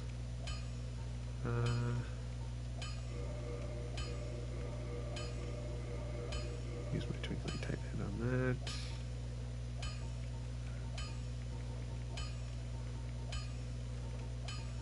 Might as well do this while I'm here. I'm sure this video isn't exactly super interesting to watch, but it's just kind of a lot of setup. I'm actually going to... This might be twinkling titanite though. Oh, it is too. How disappointing is that? Oh well. You can reinforce your armor as well. Some are twinkling, some are regular. They only upgrade to +5. I think. Actually, I'm not sure. I might be lying about that. I very rarely upgrade my armor. I almost never worry about it, but it might be worth doing. I think if you're still using this, it's gonna be. Oh no, those ones don't upgrade. Yeah, the one that you get the Ceaseless Discharge boss room, that one doesn't actually upgrade at all. Not all of them do. I don't think Havel's does either. No, Havel's doesn't either. I do like the Painting Guardian stuff too. It's kind of a fun set. Kind of the equal opposite of what I'm wearing right now. Okay, so actually, I kind of forgot what I was doing. Do that. We can keep going with the shield. Like, you can see it's getting more stability. It doesn't get a whole lot, and really the primary upgrading for the shield is for its attack damage, which, you know, you're not worried about, really.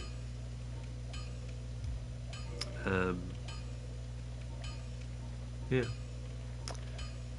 Some of the upgrades can affect shields. Oh, stop that. And it'll change them. So like this one, it'll change the damage type that it does. Like I said, it's not exactly useful, but I think I am going to spend my large shards on the side sword, just as I have the perfect number. I think it's time.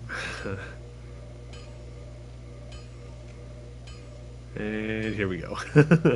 Okay. So I lined that up perfectly by accident, and I now have my plus 15 Balder side sword.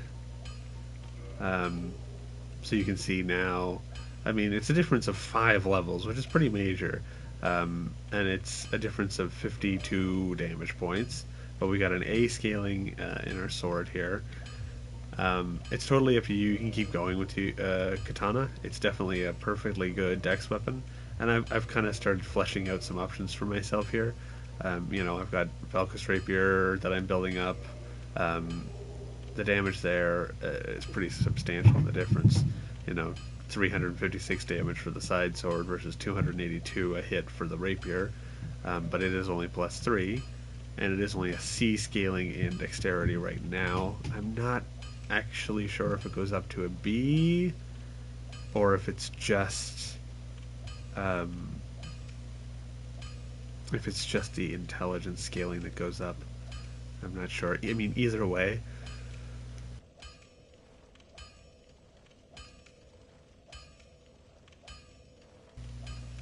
in either case, even if the scaling for dexterity does go up as you level it up, you can see the physical damage that it deals isn't very much anyway compared to the magic damage. But you know, it's an interesting option for me to have. Yeah, putting the dragon scales into Priscilla's dagger just because there's not going to be another weapon that I care to put the dragon scales into anyway. Yeah. I actually will, while I'm here, I'm going to reinforce this whip that I have.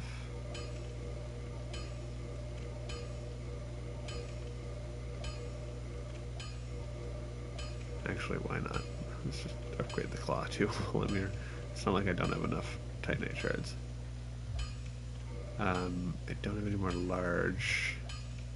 That kind of sucks, but like I said, I'm probably going to farm tonight. Do the slugs for the large shards and the dark wraiths for the chunks, and hopefully a slab or two. Super unlikely. It's a really low drop, but I'm gonna try for it anyway because I'm crazy. Do I have cast light? I don't. I gotta get that from dusk. Okay, so these guys are still dead, so that's a good sign, but usually this elevator reloads Firelink, so let's see what kind of luck I got.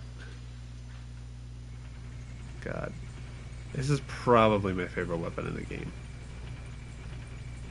To me, it's just a longsword, but better. And, you know, I've already spoken on why I enjoy the longsword so much.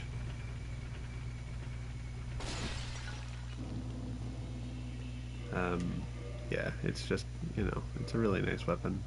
It only has 3 weight, which is really nice. It's super light.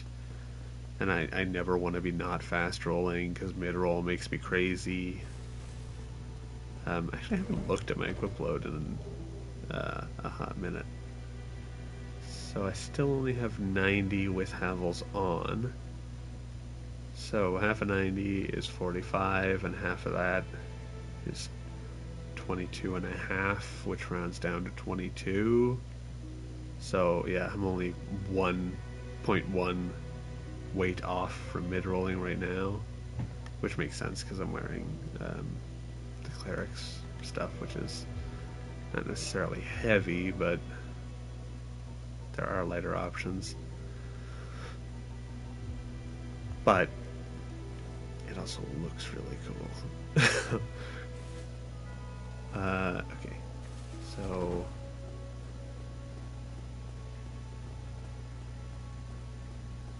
no, they're gone. Oh well, like I said, far from the end of the world. I still have like 50 or something. I have 63 still. It's it's not exactly. I could just feed.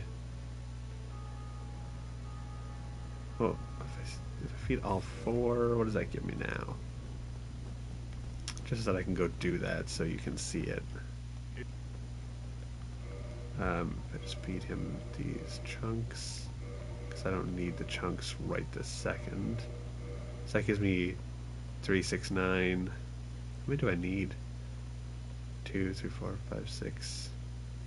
Do I need 9? Whatever. I'll do the last one Farewell. just in case. Gives me 12, right? Yeah. Back to Andre. I'll just warp this time, so although to be fair, I feel like the difference between loading screen and walking is probably not that big a difference.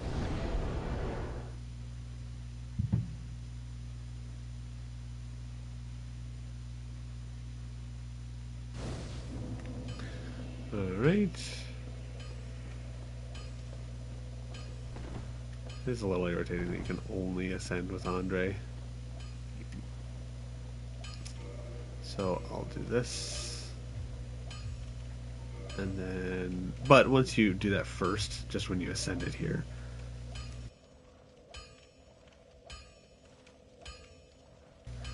Yeah, after you ascend it here, you can upgrade it at any blacksmith or at the bonfire if you have the weapon box or smith box or whatever it's called.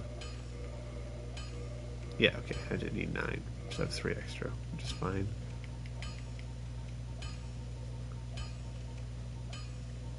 Okay. So now that I have that at plus 10, I'm not going to use it. Which might be what you thought. Oh, I'm still have Felka's rapier equipped. No wonder I'm at 20.9. I mean, it's a super light weapon, but still. Yeah, whips in this game kind of suck. I mean, you know, you can mess around with one if you want. It's, 100 points off at plus 10 versus the plus 15 side sword versus the Uchigatana, which is only 52 points off. So it's not the best weapon.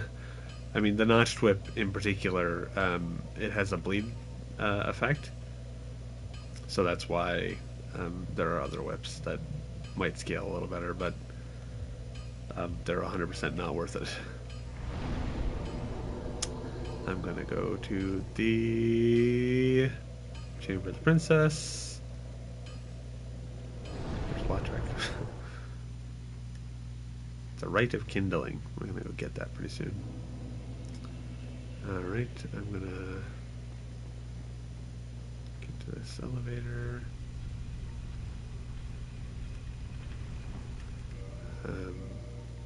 Just because. Did I get that back on?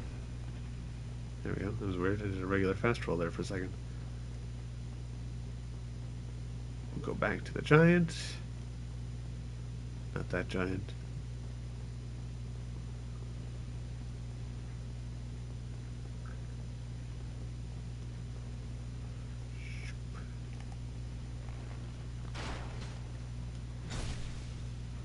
Goodbye. Have a beautiful time.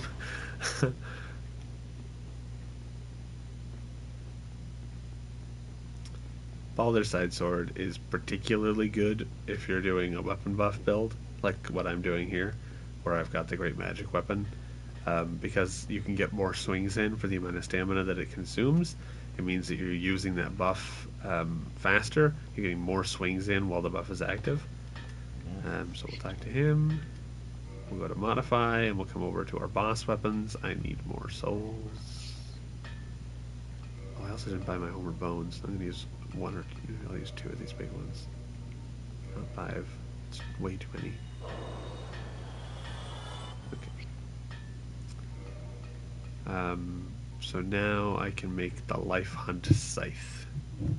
So that's the real reason why I killed Priscilla, is to show you the Life Hunt Scythe. So you can see down in auxiliary effects, it shows that the bleed is not 300, it's 500. So it builds up bleed exceptionally quickly. Um, Basically, 2 hits from the Life Hunt Scythe will bleed an enemy that's susceptible to bleed, which is insane. And with the Life Hunt Scythe, it doesn't deal. I think it's supposed to deal 30%. I think it's 30% of the enemy's max health. With the Life Hunt Scythe, it deals half.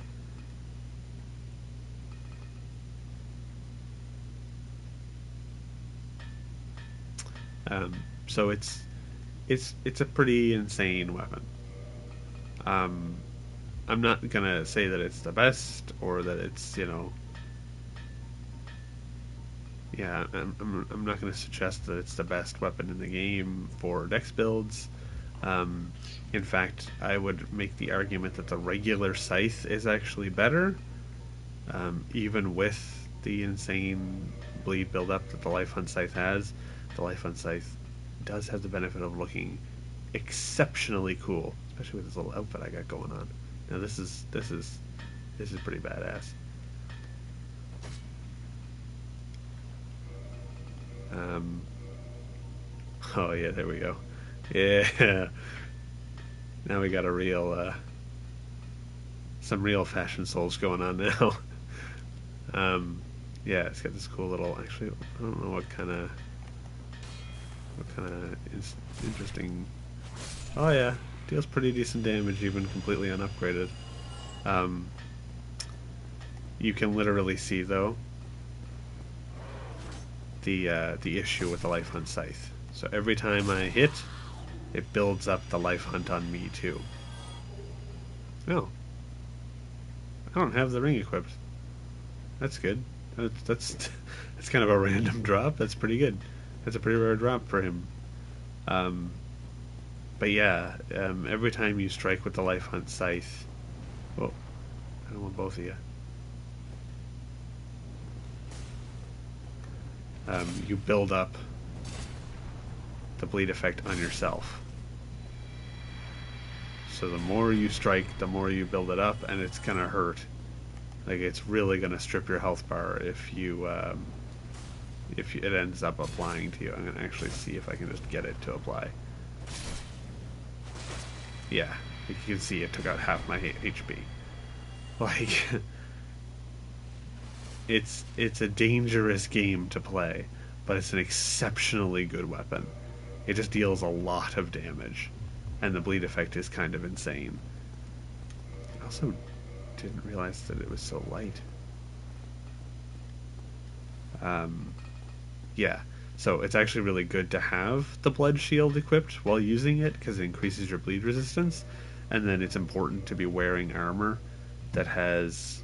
Oh, jeez, I keep hitting the wrong side of that button. It's important to wear armor that has good bleed resist. So 22, we got 35 on the dingy stuff. I think the dingy set.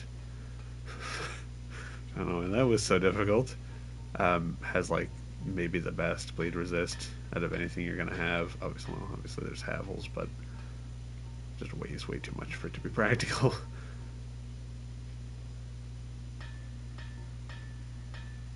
Yeah. Oh, even the gold hem stuff has pretty good bleed resist. Has double this. So that means that your bar is gonna fill up much slower if you have higher bleed resist. But I mean, you can see it's the damage that it puts out is really high. So it's a trade-off. I am actually going to use my Demon Titanite on this. And then I'll probably wind up putting a couple points into strength just so that I can one-hand it. Oh. I hate that it changes it up on me, whether it's automatically a no or a yes.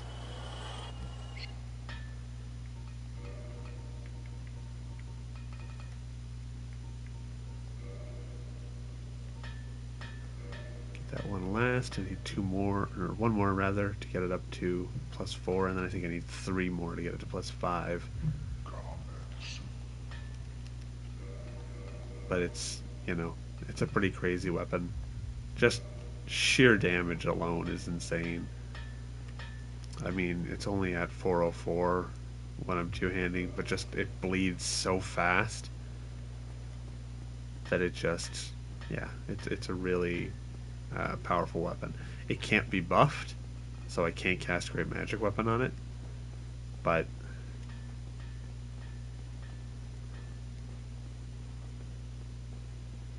it just it's an option to consider in a dex build, specifically against enemies and particularly bosses that can bleed. It's just really good.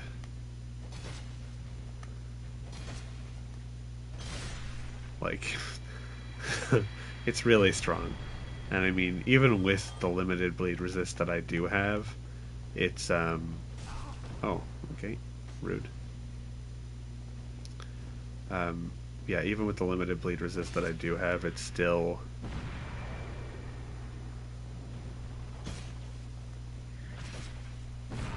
owie.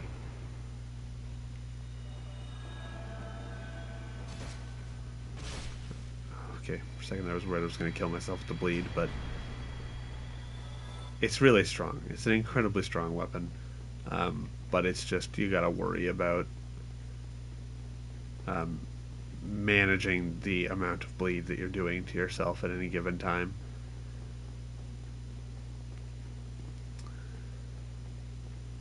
Interesting to note.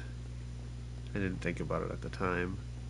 We've got 3 spots for statues here. We've got Gwyn, the Lord of Sunlight, his daughter, Princess Guinevere, who we see upstairs, and an empty spot. Interesting that it's empty.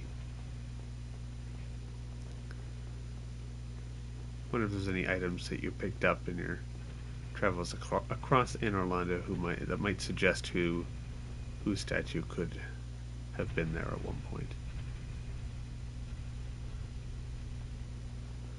I don't like the hood is just a slightly different color. It's like bluish.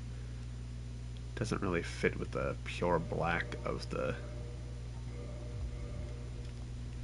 Velka set. I might just go with the Velka helmet. What else do I got going on? No, definitely not that. Excuse me. Trying. Here we go. Beautiful. Even a mid-roll. This is perfect. This is exactly what I want. I do kind of like the thief mask.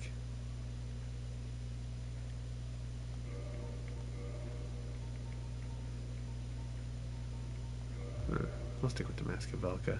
I'll wear the whole set. I'm probably not going to stick with this, so I'm going to go back to my side sword. Whoop. We'll come back to this.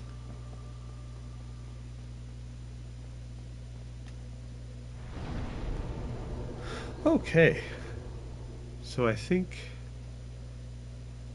I'm going to go pick up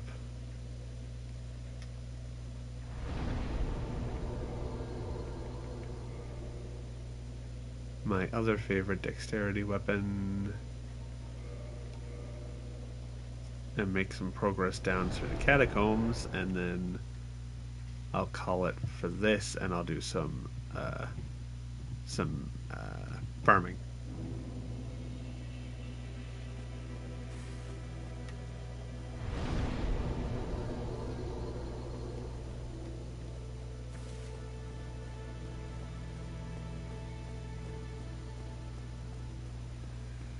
Alrighty, so we'll head down here, and we'll come out to the catacombs. A spot.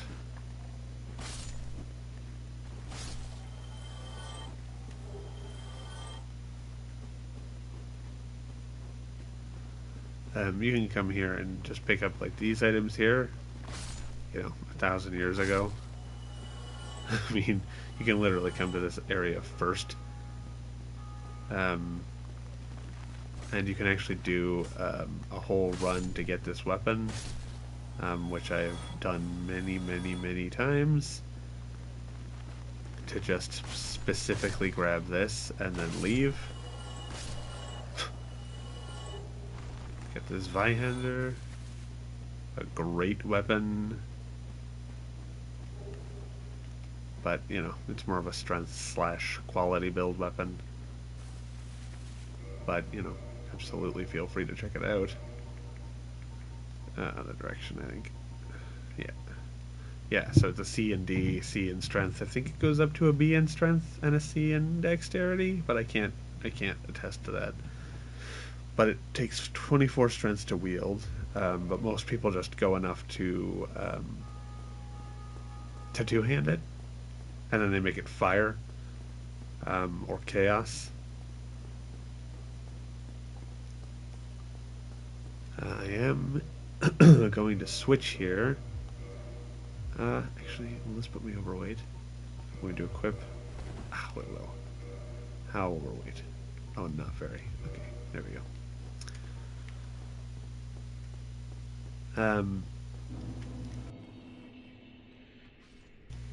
So divine weapons have the bonus effect.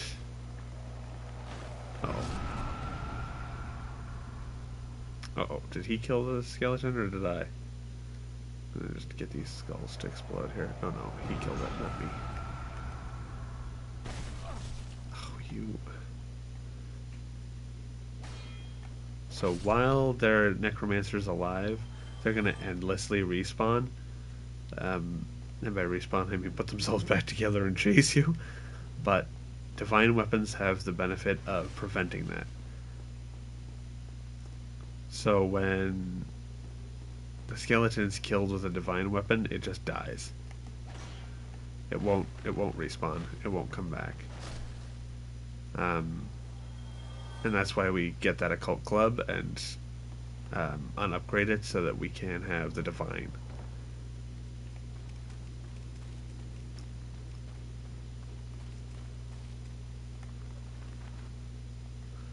Oops. You can hit them while they're spawning in.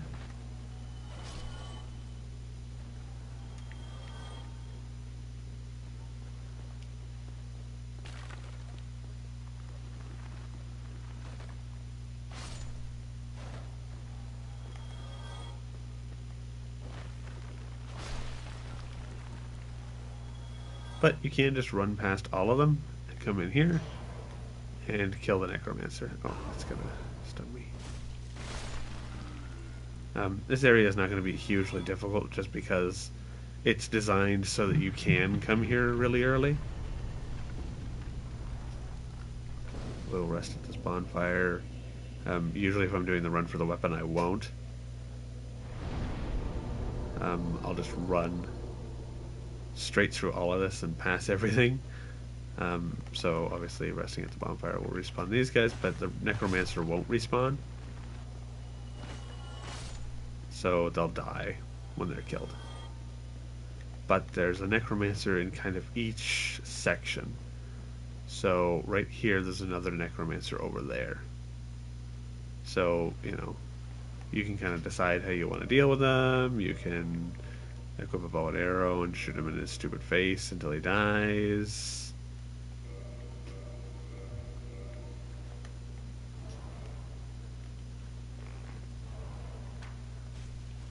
You can just run across past all the skeletons and then run at him and kill him. That's the easiest way, is just to shoot him. Just one less thing to worry about. I'm going to keep that club equipped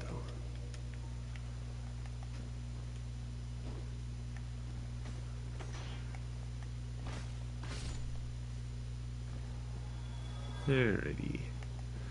So now these skeletons will stay dead.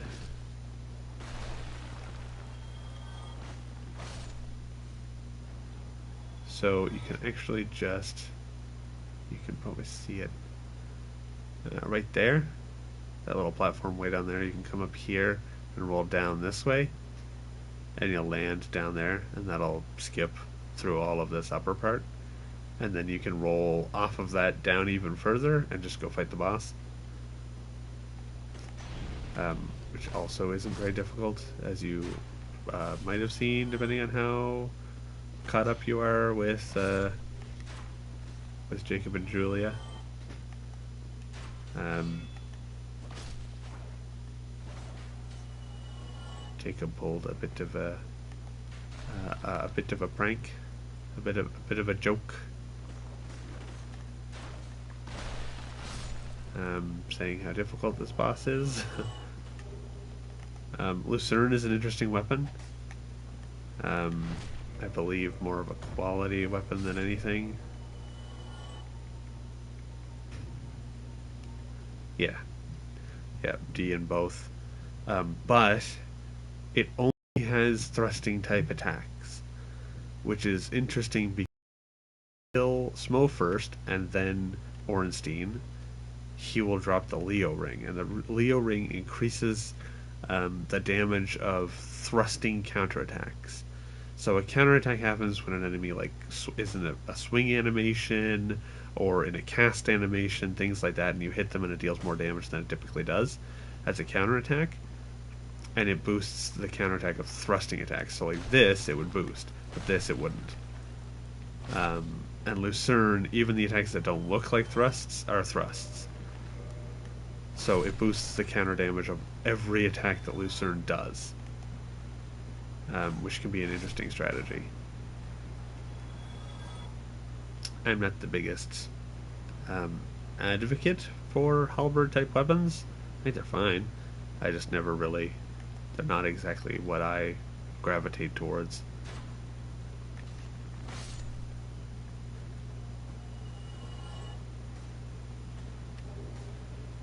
But that's absolutely. Oh, right. Put that back instead of.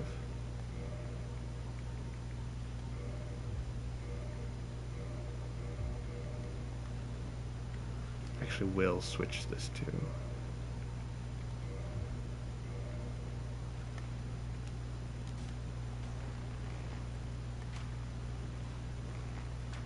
Oh, is he gonna leave? No. Okay. If you're too close, he'll just run away when you hit him. Oh, okay. Hello. What am I getting hit by? Where did you even come from?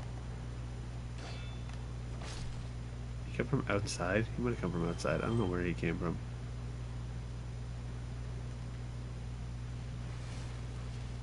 Alrighty. So he's dead. What's these skulls?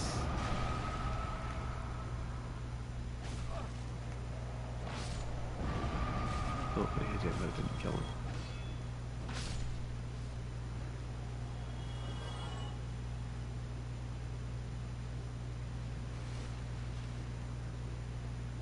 Yeah, some of these statues will pop out spikes at you. They don't exactly deal a whole lot of damage, but you know,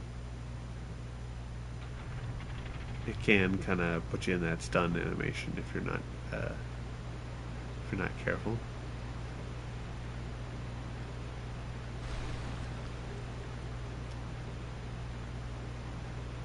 Alrighty.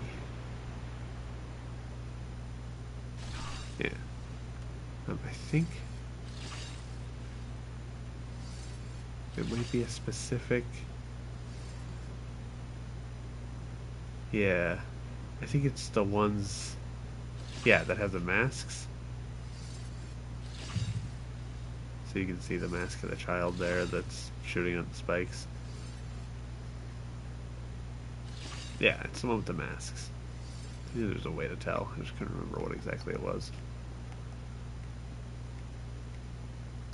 Wow. Jaloping. Okay. Pretty cool.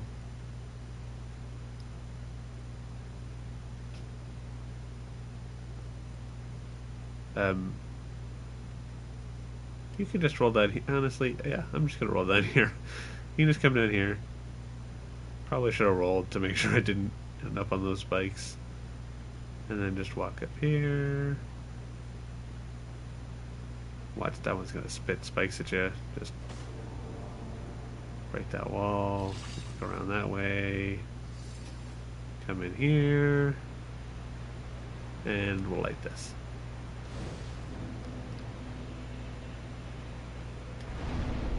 Oh, I think I can actually level up. Yeah, I have enough. Oh, I do. I'm so torn on what exactly. I feel like I need more endurance right now, but I don't want to.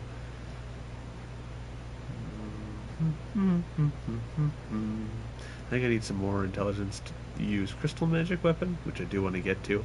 Actually, I'm going to go pick up Power Within too, which will require me to go through Blighttown the correct way. So I will do that and stream it so that you can see what that looks like. Even if you never go that way, you can at least see what it's like. So if you want to try, you can. Don't know. I think I will put some points into endurance up to 25. Actually, while I'm here, I'm just going to check what I got here too. Just to do a quick repair on everything.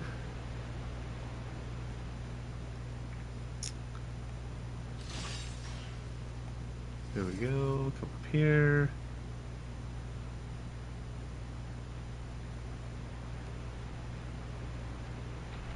Right. Push that to turn that back over to non-spikes. You can absolutely fully explore this place, especially now at the level you are. You know, you've got all the equipment you need to be able to survive all this. You can fully explore. There's some half-decent items. I don't usually go through the whole catacombs. Um, you know, um, but if you just roll off onto this platform, you know, feel free to fully explore, and then when you're ready, just roll off here, roll into here, fall down here. Oh, oh, okay. Have that necromancer roll to his death for no reason. Oh, okay, all right.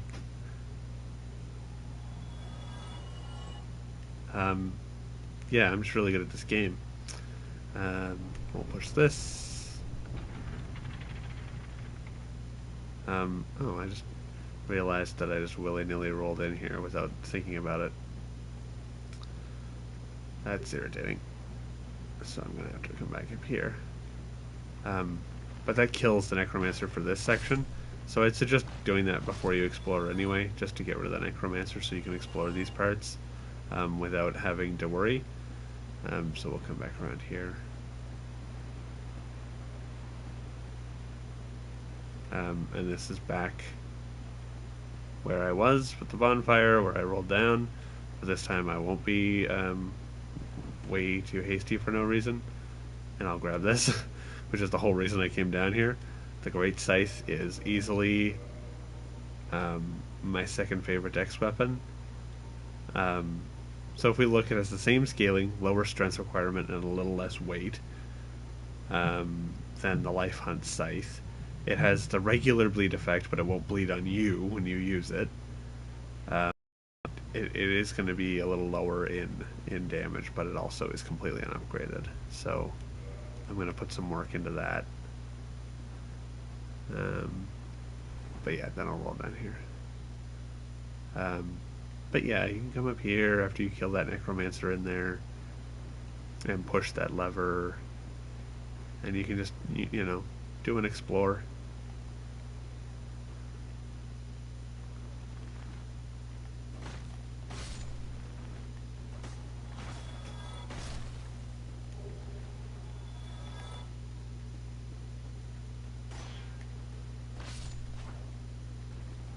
Like I said, there's some interesting items in here.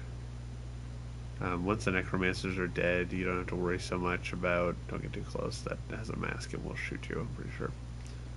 Yeah.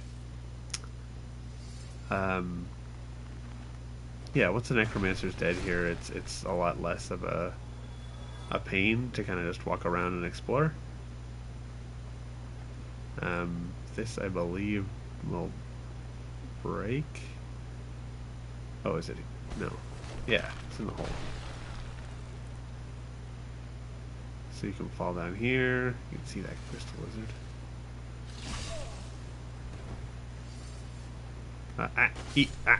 Don't you think about it. Ooh, twinkling. I need that.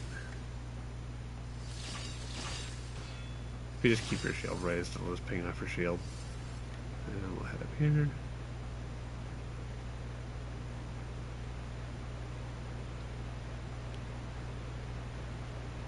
Yeah, I don't typically do all this exploration in the catacombs.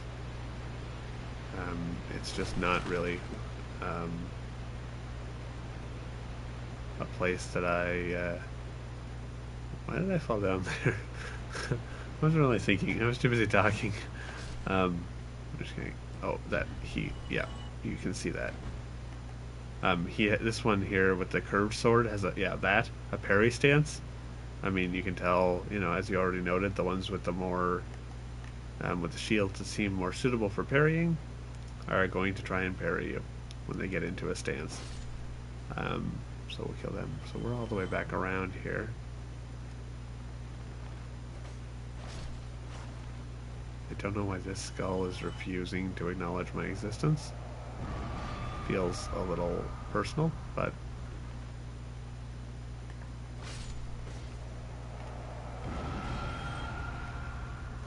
is it still just... Oh, it did get out from behind. There we go.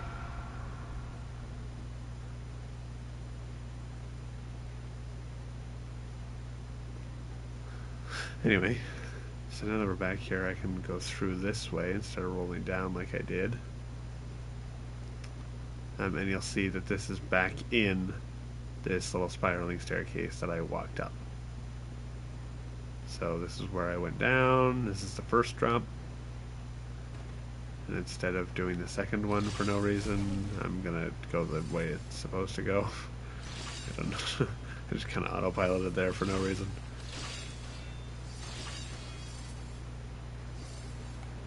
So we'll go up here.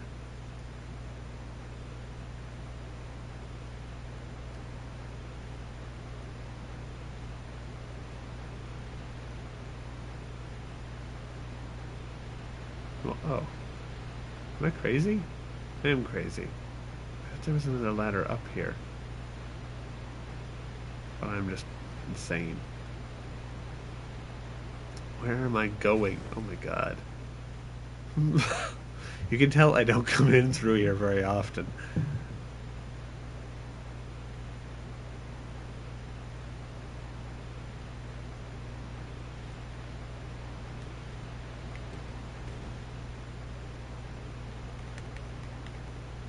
Not hard to tell that I don't do the full catacombs very often.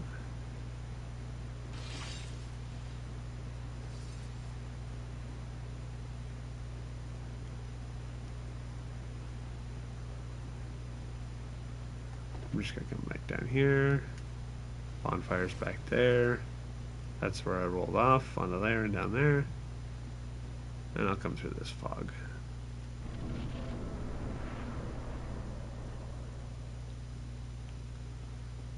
Come in here. I think there's another... oh, I don't have the club equipped. If I kill him, will he come back to... Oh, okay. That was too far away.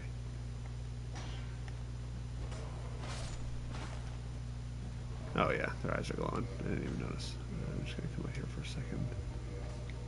He's gonna hit me in the back. I'm too slow. Oh, no, I'm good.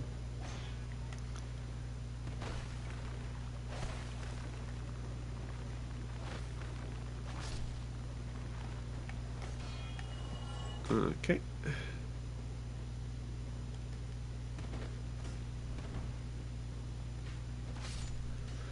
Here we go. That's why we keep the Divine Club. Oh, I immediately get shot in the face. Or the back, somehow. I don't know how that happened. Okay. So gonna knock him down.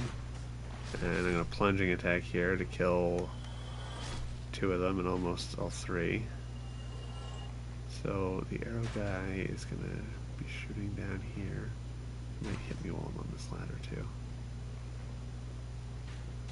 No, he's at the wrong angle. He was trying though.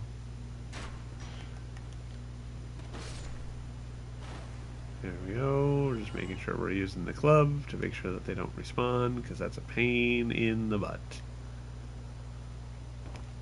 Because they will endlessly respawn, which is just the worst. So in here... Oh, hi. I don't actually know if the big guy respawns. He may.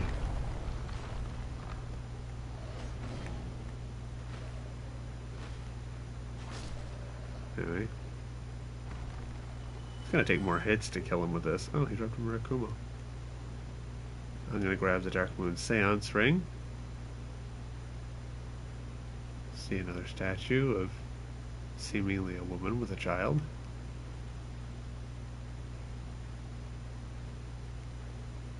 What does it say? Sure. Yeah.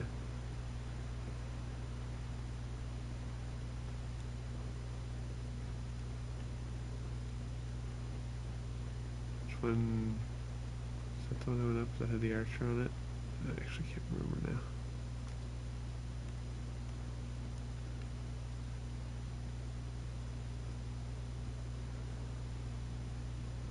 No, this is the one where the archer was.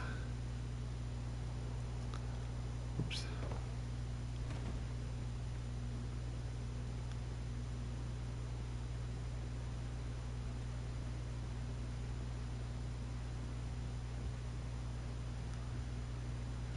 Okay. And we'll drop back down here. We can come out. And then we can come up here. This one. Just gonna come across. Oh, no, wait. My bad.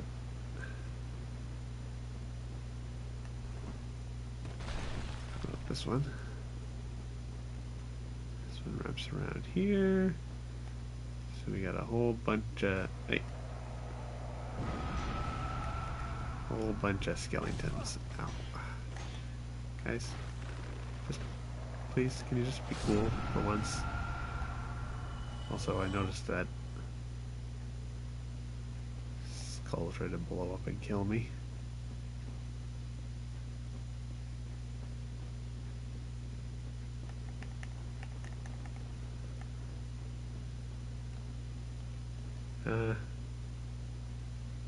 I guess there. I think I usually jump right here. This is not that much of a difference. That one's just slightly higher up. So you can see a summon sign down there if you're human. That is an NPC. And, I mean, why not summon him for the boss? The boss is a joke. Might as well summon him, and then you can get some cool stuff if you do. So we can come in here. The only way to summon him is if you drop down from there. You can't get him if you go the other way. So if we come in here... you really can't see. There's a Titanite demon. Maybe it is up further. Wait, just... Oh, there's the one. I think I'm just gonna go kill... Oh, Jesus. I was way closer to him than I thought I was. I'm just gonna go ahead and kill him first. Wow, his aggro range is really tiny. Which is... I mean, there's a reason for that, and I'll show you why. You can see this one has a considerable health pool compared to the one that I killed. I usually roll that jumping attack. Compared to the one that I killed in Andre's little tower there. That one was long dead by now. This one is tanking my hits very well. There we go. Demon Titanite. Come grab this. An Eye of Death. A Covenant item for this Covenant. I'm just trying to remember. I hope that this doesn't mess me up at all. So I'm going to get into the coffin. And much like with the crow and curling up in a ball, I'm going to patiently wait.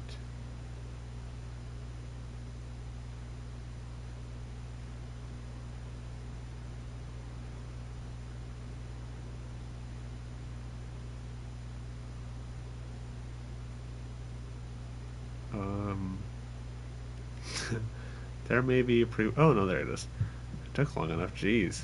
Just long enough for me to worry that I'd done something wrong. I can't remember if you need to have the Eye of Death in your inventory in order for this to work, or if you can do it without it. I think you need an Eye of Death, but I can't be sure.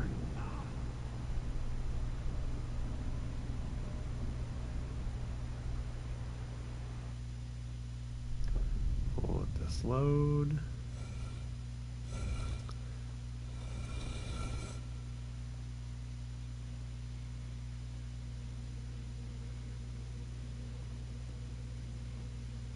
Alright.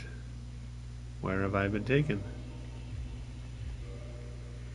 I've been taken to the Tomb of the Giants. Let's take a look around.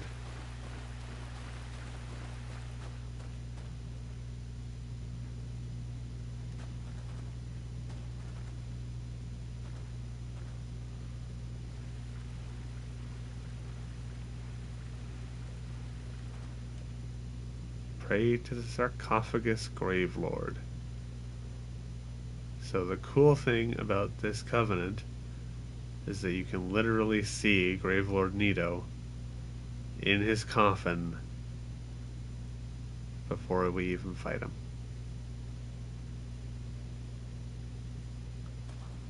So I'm not going to enter this covenant because, like I said, if you enter the covenant, you'll lose all progress with your previous covenant. Maybe they changed that in the remaster. I don't know. Maybe when you switch at the bonfire, it keeps your covenant levels. I have no idea. I'm not going to test it because I don't want to waste 30 humanity. So I'm just going to get back in the coffin and wait for, oh, a much shorter amount of time. Thanks. Well, you know, it's convenient, I suppose. I don't usually interact with this covenant, but I thought it'd be cool to show it.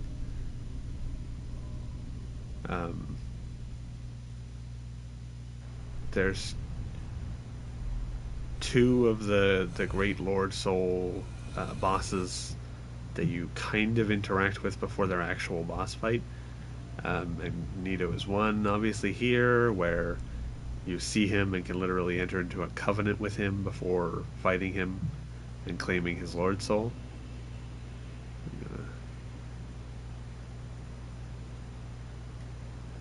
And the other is Seath, which you'll also see.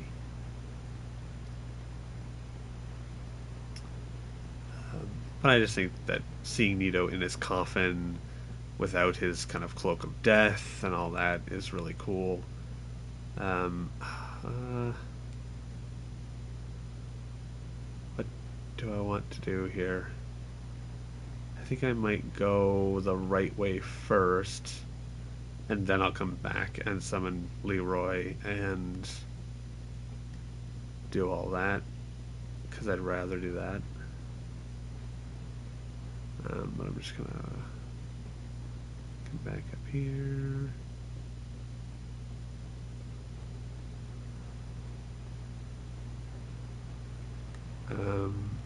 Yeah, so I'm gonna roll here where I typically do, and here. I'm out here. Okay. So this is a little bit tricky. I actually think that that is a developer message there, not a player message. So we don't want to roll, we just want to walk off pretty much straight. Oh no, it is a player message. But you just kind of want to walk off the stairs straight. Don't roll, don't jump, nothing. And then we're going to walk to this item. Again, don't roll, don't jump, just walk. And then we're going to just step off here, off to the side, so that we fall here. There's the pyromancer. And I'm going to heal just because I can. And I'm going to fall through here. And are you ready for the single worst voice acting that you've ever heard in your life?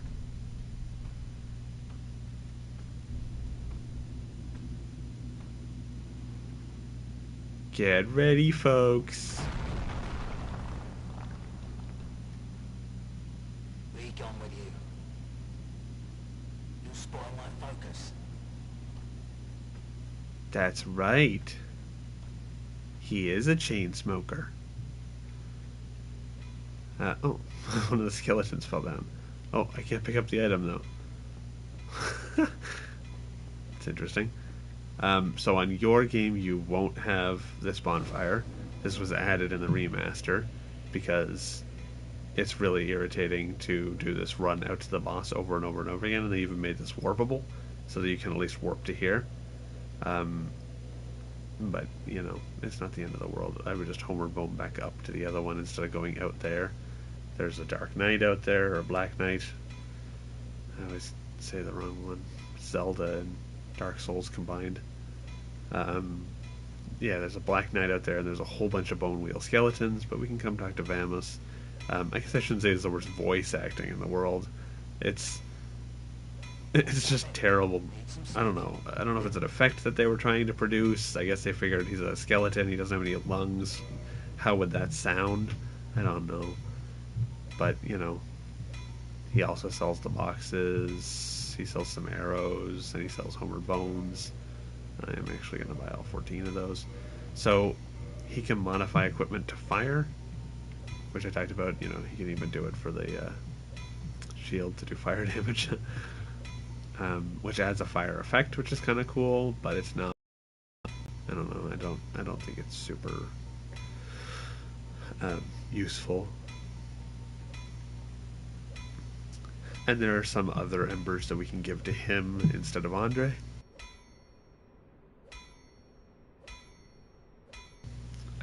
And by instead, I mean Andre won't be able to use them, so we'll have to bring them here if we want to make use of them.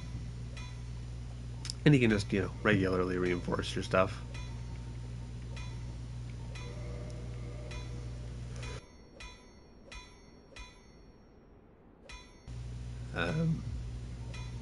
But yeah, you know. Oh yeah, right. I'm out of souls. My God. I didn't rest at this bonfire, right? No, because I still don't have all my. Okay. Good. I don't want to. So I'm going to use one of the bones to go back up to the other bonfire. There's a reason he sells the Homer bones here. It's because in the base game he didn't have a bonfire there, so you needed a way of getting back to this one. But yeah, so now I'll just do the boss run here.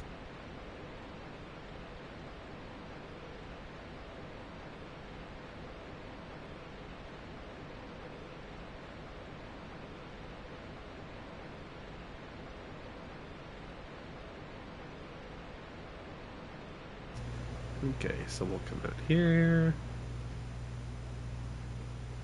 Ding. No chance. No, okay.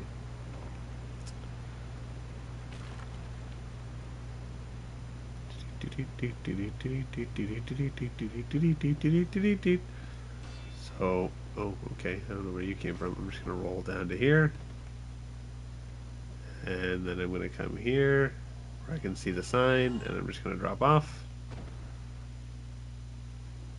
Plenty of health, so I'm not worried about that. I'll grab this, and I'll summon Paladin Leroy. Look how cool this guy looks. Look at that armor set. Look at that beautiful shield. This guy's a pretty strong summon. So drop down here, come I'll wait for that bone wheel to walk across there and away. And then we're going to make a beeline for the boss fog. So that we don't have to fight 16 bone wheel skeletons for no reason.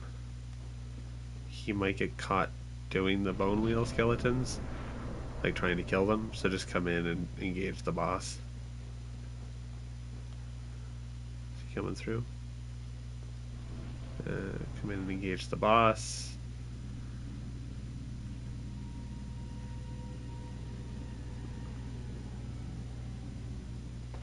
Good friend Pinwheel. Is he here? Where is he? See if I can die to Pinwheel in the meantime. There he is. Okay, bud. This is your fight. Oh, Jesus Christ.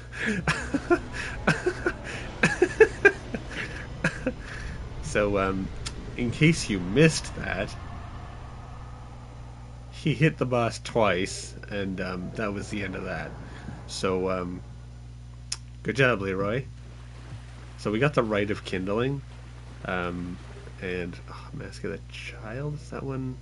Which is that? Stamina Recovery? Where's put it? Yeah, Stamina Recovery.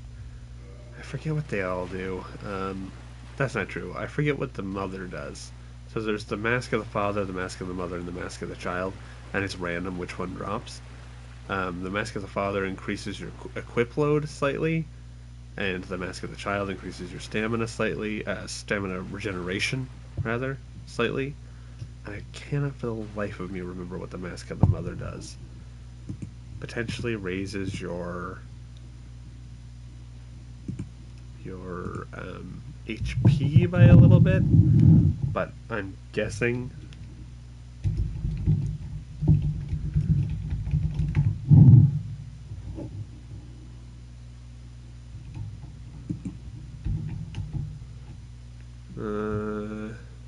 just a second, I'm curious now.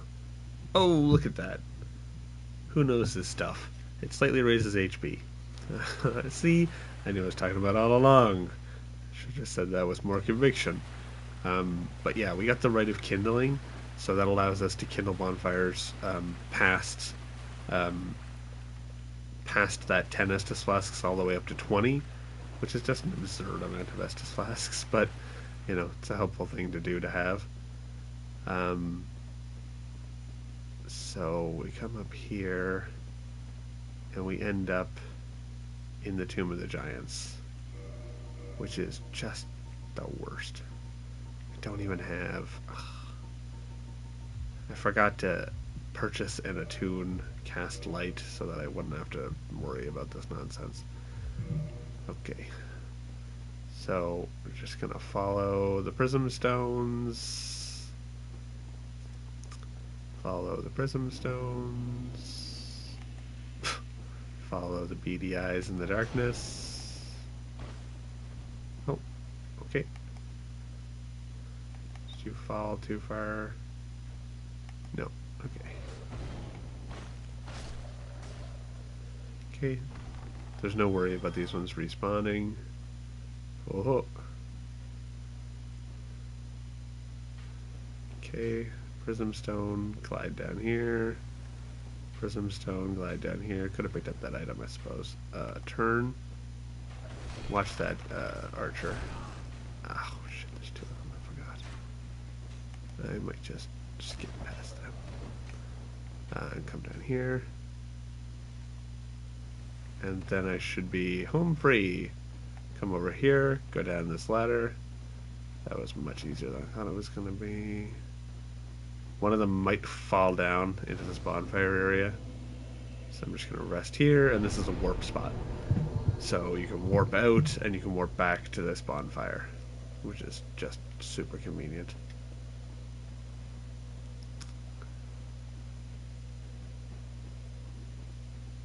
Oh, oh there he is. Good day. I am reasonably sane for now. Not a cleric, no. No? Then there's a fine stash of treasure. Stash of treasure down the hole? But In any case, have a look. It'll shimmer me blind. That's a lot of treasure.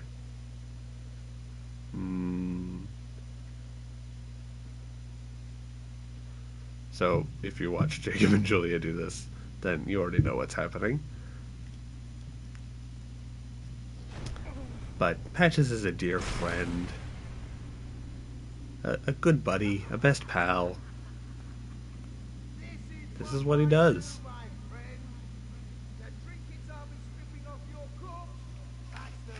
He's gonna come strip the trinkets off my corpse. Yeah. So Patches has been in pretty much every game since since Armored Core, really, which is a game that FromSoft did. He was in that, and this is the first time we see him. No, it's not. He's in Demon Souls. He's in Demon Souls. He's in Dark Souls. He's kind of in Dark Souls 2, which is honestly the biggest mistake they made. And he's in Dark Souls 3 as well. And he's always just a scamp, trying to swindle and scam with his infamous kick. So, this is pretty cool. We can look out and we can see Lost Izalith here, down with the lava. It's really neat. Anyway, we'll take these trinkets that he told us were down here. Some fairly small souls, but we get the skull lantern, which is exceptionally helpful for just this right now second, which casts light. You have to put it as a shield. We come over there. I think that's the way back up. I don't actually want to go back up right this second. I want to follow these. And we see a familiar face. Yeah, you want to equip the skull lantern as a shield and just hold it up as though you're blocking. So we see a familiar face. We see Rhea. And she's alone. You're no hollow. Thank I'm not. goodness. They were once brave knights. Two brave knights, your former escorts. So Petrus is back up in Firelink. He said he got separated from his lady. And here we find her. Please be careful. Please be careful. They're two fierce hollows. They were once her brave knights. So, up ahead, you can kind of see the silhouette there. We'll find her once brave knights turned hollow. Driven mad by the darkness. Perhaps by Patches?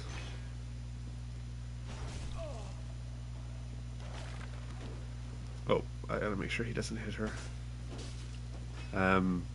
It's important to ask yourself, what does Patches ask you when you first approach him? He asks you if you're a cleric. When you say no, he says he has no qualms telling you that there's treasure down here. What do you think he might have done if they were to answer that question? What do you think he might have done if they were clerics? So we'll talk to Rhea again now that I've killed them. It pains me to think of the trouble. Pains me to think of the trouble. I am certain that both But thank you she thinks that they'd be so very grateful. much. She gives me replenishment. That thank you. And we move on to the next part of her quest. I'm not even gonna bother doing this because it's not that big a deal. Oh, I guess I should probably just. Well, you can always use a hammer bone yourself. You just come out here, follow the little blue orbs on the walls that show up when you hold the skull lantern up.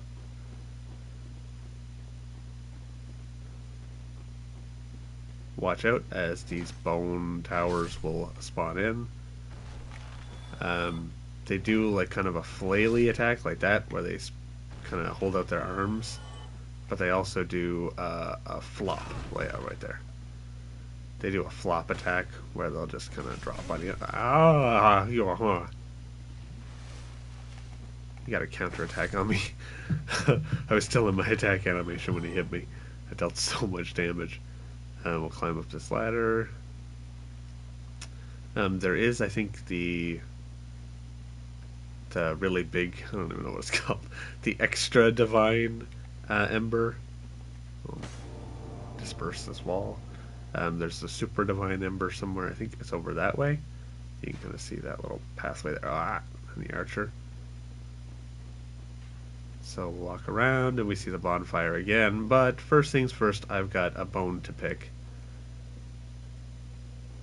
with this man. Oh, you. Well, let's Yeah. but I didn't You didn't mean it. temptation. Oh, I guess. Well, overcome. Sometimes you just gotta kick somebody in the back down a hole and threaten to take stuff off their corpse when they die. Yeah, okay. We are. But if I were in your shoes, But we're friends, right? Right? I did you wrong. He's tempted. Alright. I'm watching you. So I'll come back to the bonfire and I'll leave this wretched place. I do not like the Tomb of the Giants. I don't know that anybody does, but I just really dislike this place. I don't like that you have to put the skull, you have to drop your shield in order to hold up the skull. That irritates me. I don't like that the darkness is the #1 difficulty factor. But yeah, I'm probably going to do some farming. I am going to go back to Firelink though, because I've now dealt with 2 NPCs. So let's see. Firelink's always the place to go after dealing with an NPC. An MTC. So let's see here. Lenchus is here.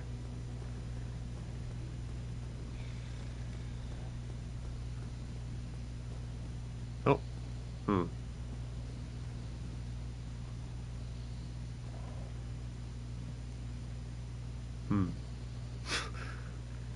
I've made a fool of myself. Patches will show up here. I'm not exactly sure. Let me just do this real quick. I mean, I did reload the area when I just warped here, but let's see if he's here with a reload. Nope. Okay, I don't know.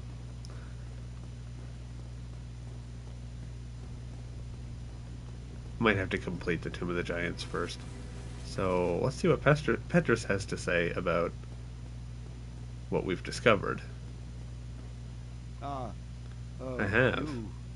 Have you seen Milady? Oh, blast, where might she... He doesn't seem to know. I'm sorry. Miracles, was it? Sometime. Might need to beat the Tomb of the Giants in order to have these progress. I haven't really done a lot of these side quests since the early days. I don't usually bother with all this in my playthroughs.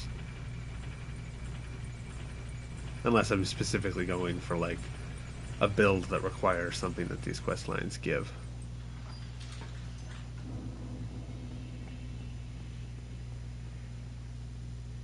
Whoa, whoa, whoa. Look who it is. Hello. I will never, She'll never forget what I did, and she's deeply indebted. It was not within her power to save them, and she can't thank me enough. In case you have not heard, I am Rhea Yes, of Rhea. Thorland. I only wish there was some way I could help you. But I am inexperienced, and I hope if that could be of Would a miracle, I would be maybe. Of course. I'll learn the prayer gesture. She sells divine blessings. That super useful item that I use all the time. And she sells some miracles.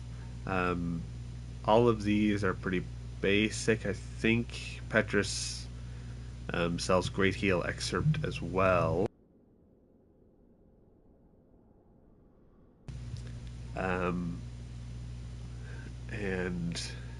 I don't know. He might not sell Great Heal and Wrath of the Gods. Those two, I think, are just for her. Um, but these are all miracles, so unless you're putting points into faith, and I don't know about it, then these probably are of very little use to you. But miracle playthroughs can be kind of fun. I've done like a paladin playthrough where I've done strength and miracles to kind of augment that strength. I've done pure miracle builds where you use the very few damaging miracles, which fits the theme. Wrath of the Gods is one.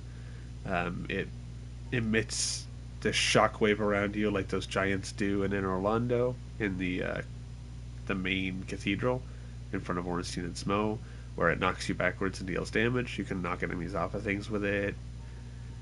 There's some lightning miracles that you can use. There's some buff miracles you can use, but she just sells some basic stuff. But she's mostly just happy that she's made it out alive. So they were fooled by a lout named Patches and turned into hollows.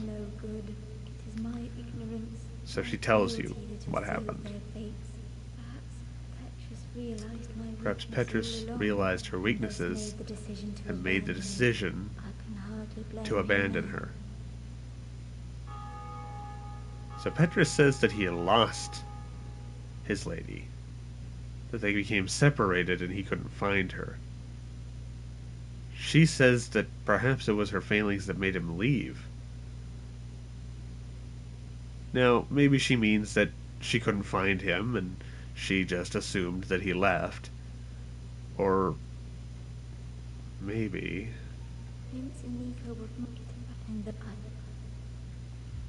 just maybe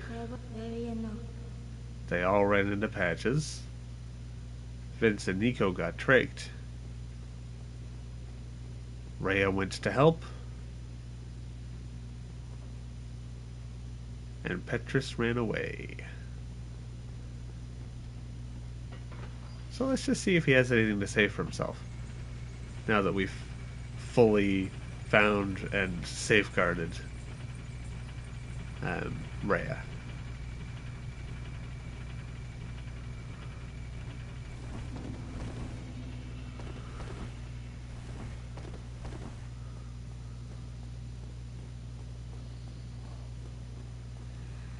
Oh, I'm sorry. Sometime. He's got nothing to say. Oh, I'm sorry. Not yet, anyway. Let's see how long it takes for him to notice that she's alive and well. Alright. I'm going to call it there for this one.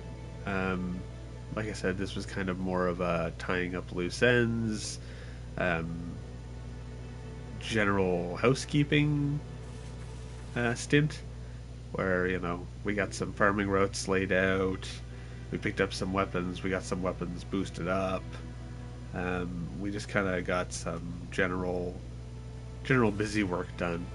And then we kind of made some progress in the Tomb of the Giants, got the catacombs cleared out, and we made some progress in the New Londo ruins to get that ready for us to fight the Four Kings. So before I go, I'm going to show this. I got 4 humanity that I'm not doing anything with. So now that I have the ready kindling, I can go ahead and I can kindle this one all the way up to give us 20 Estus flasks. And as you can see, with all that kindling, this bonfire is less a bonfire and more an inferno. It's grown quite big. So, something to keep in mind is that we're offering humanity to the flame, and the flame grows.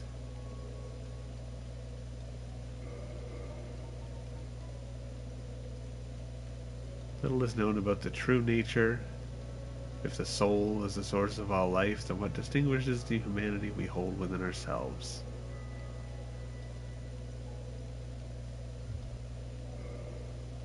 Are we offering pieces of ourself?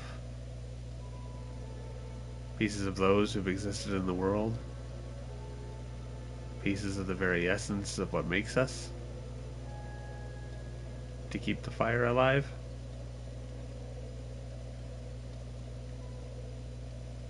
And if so, what does that mean?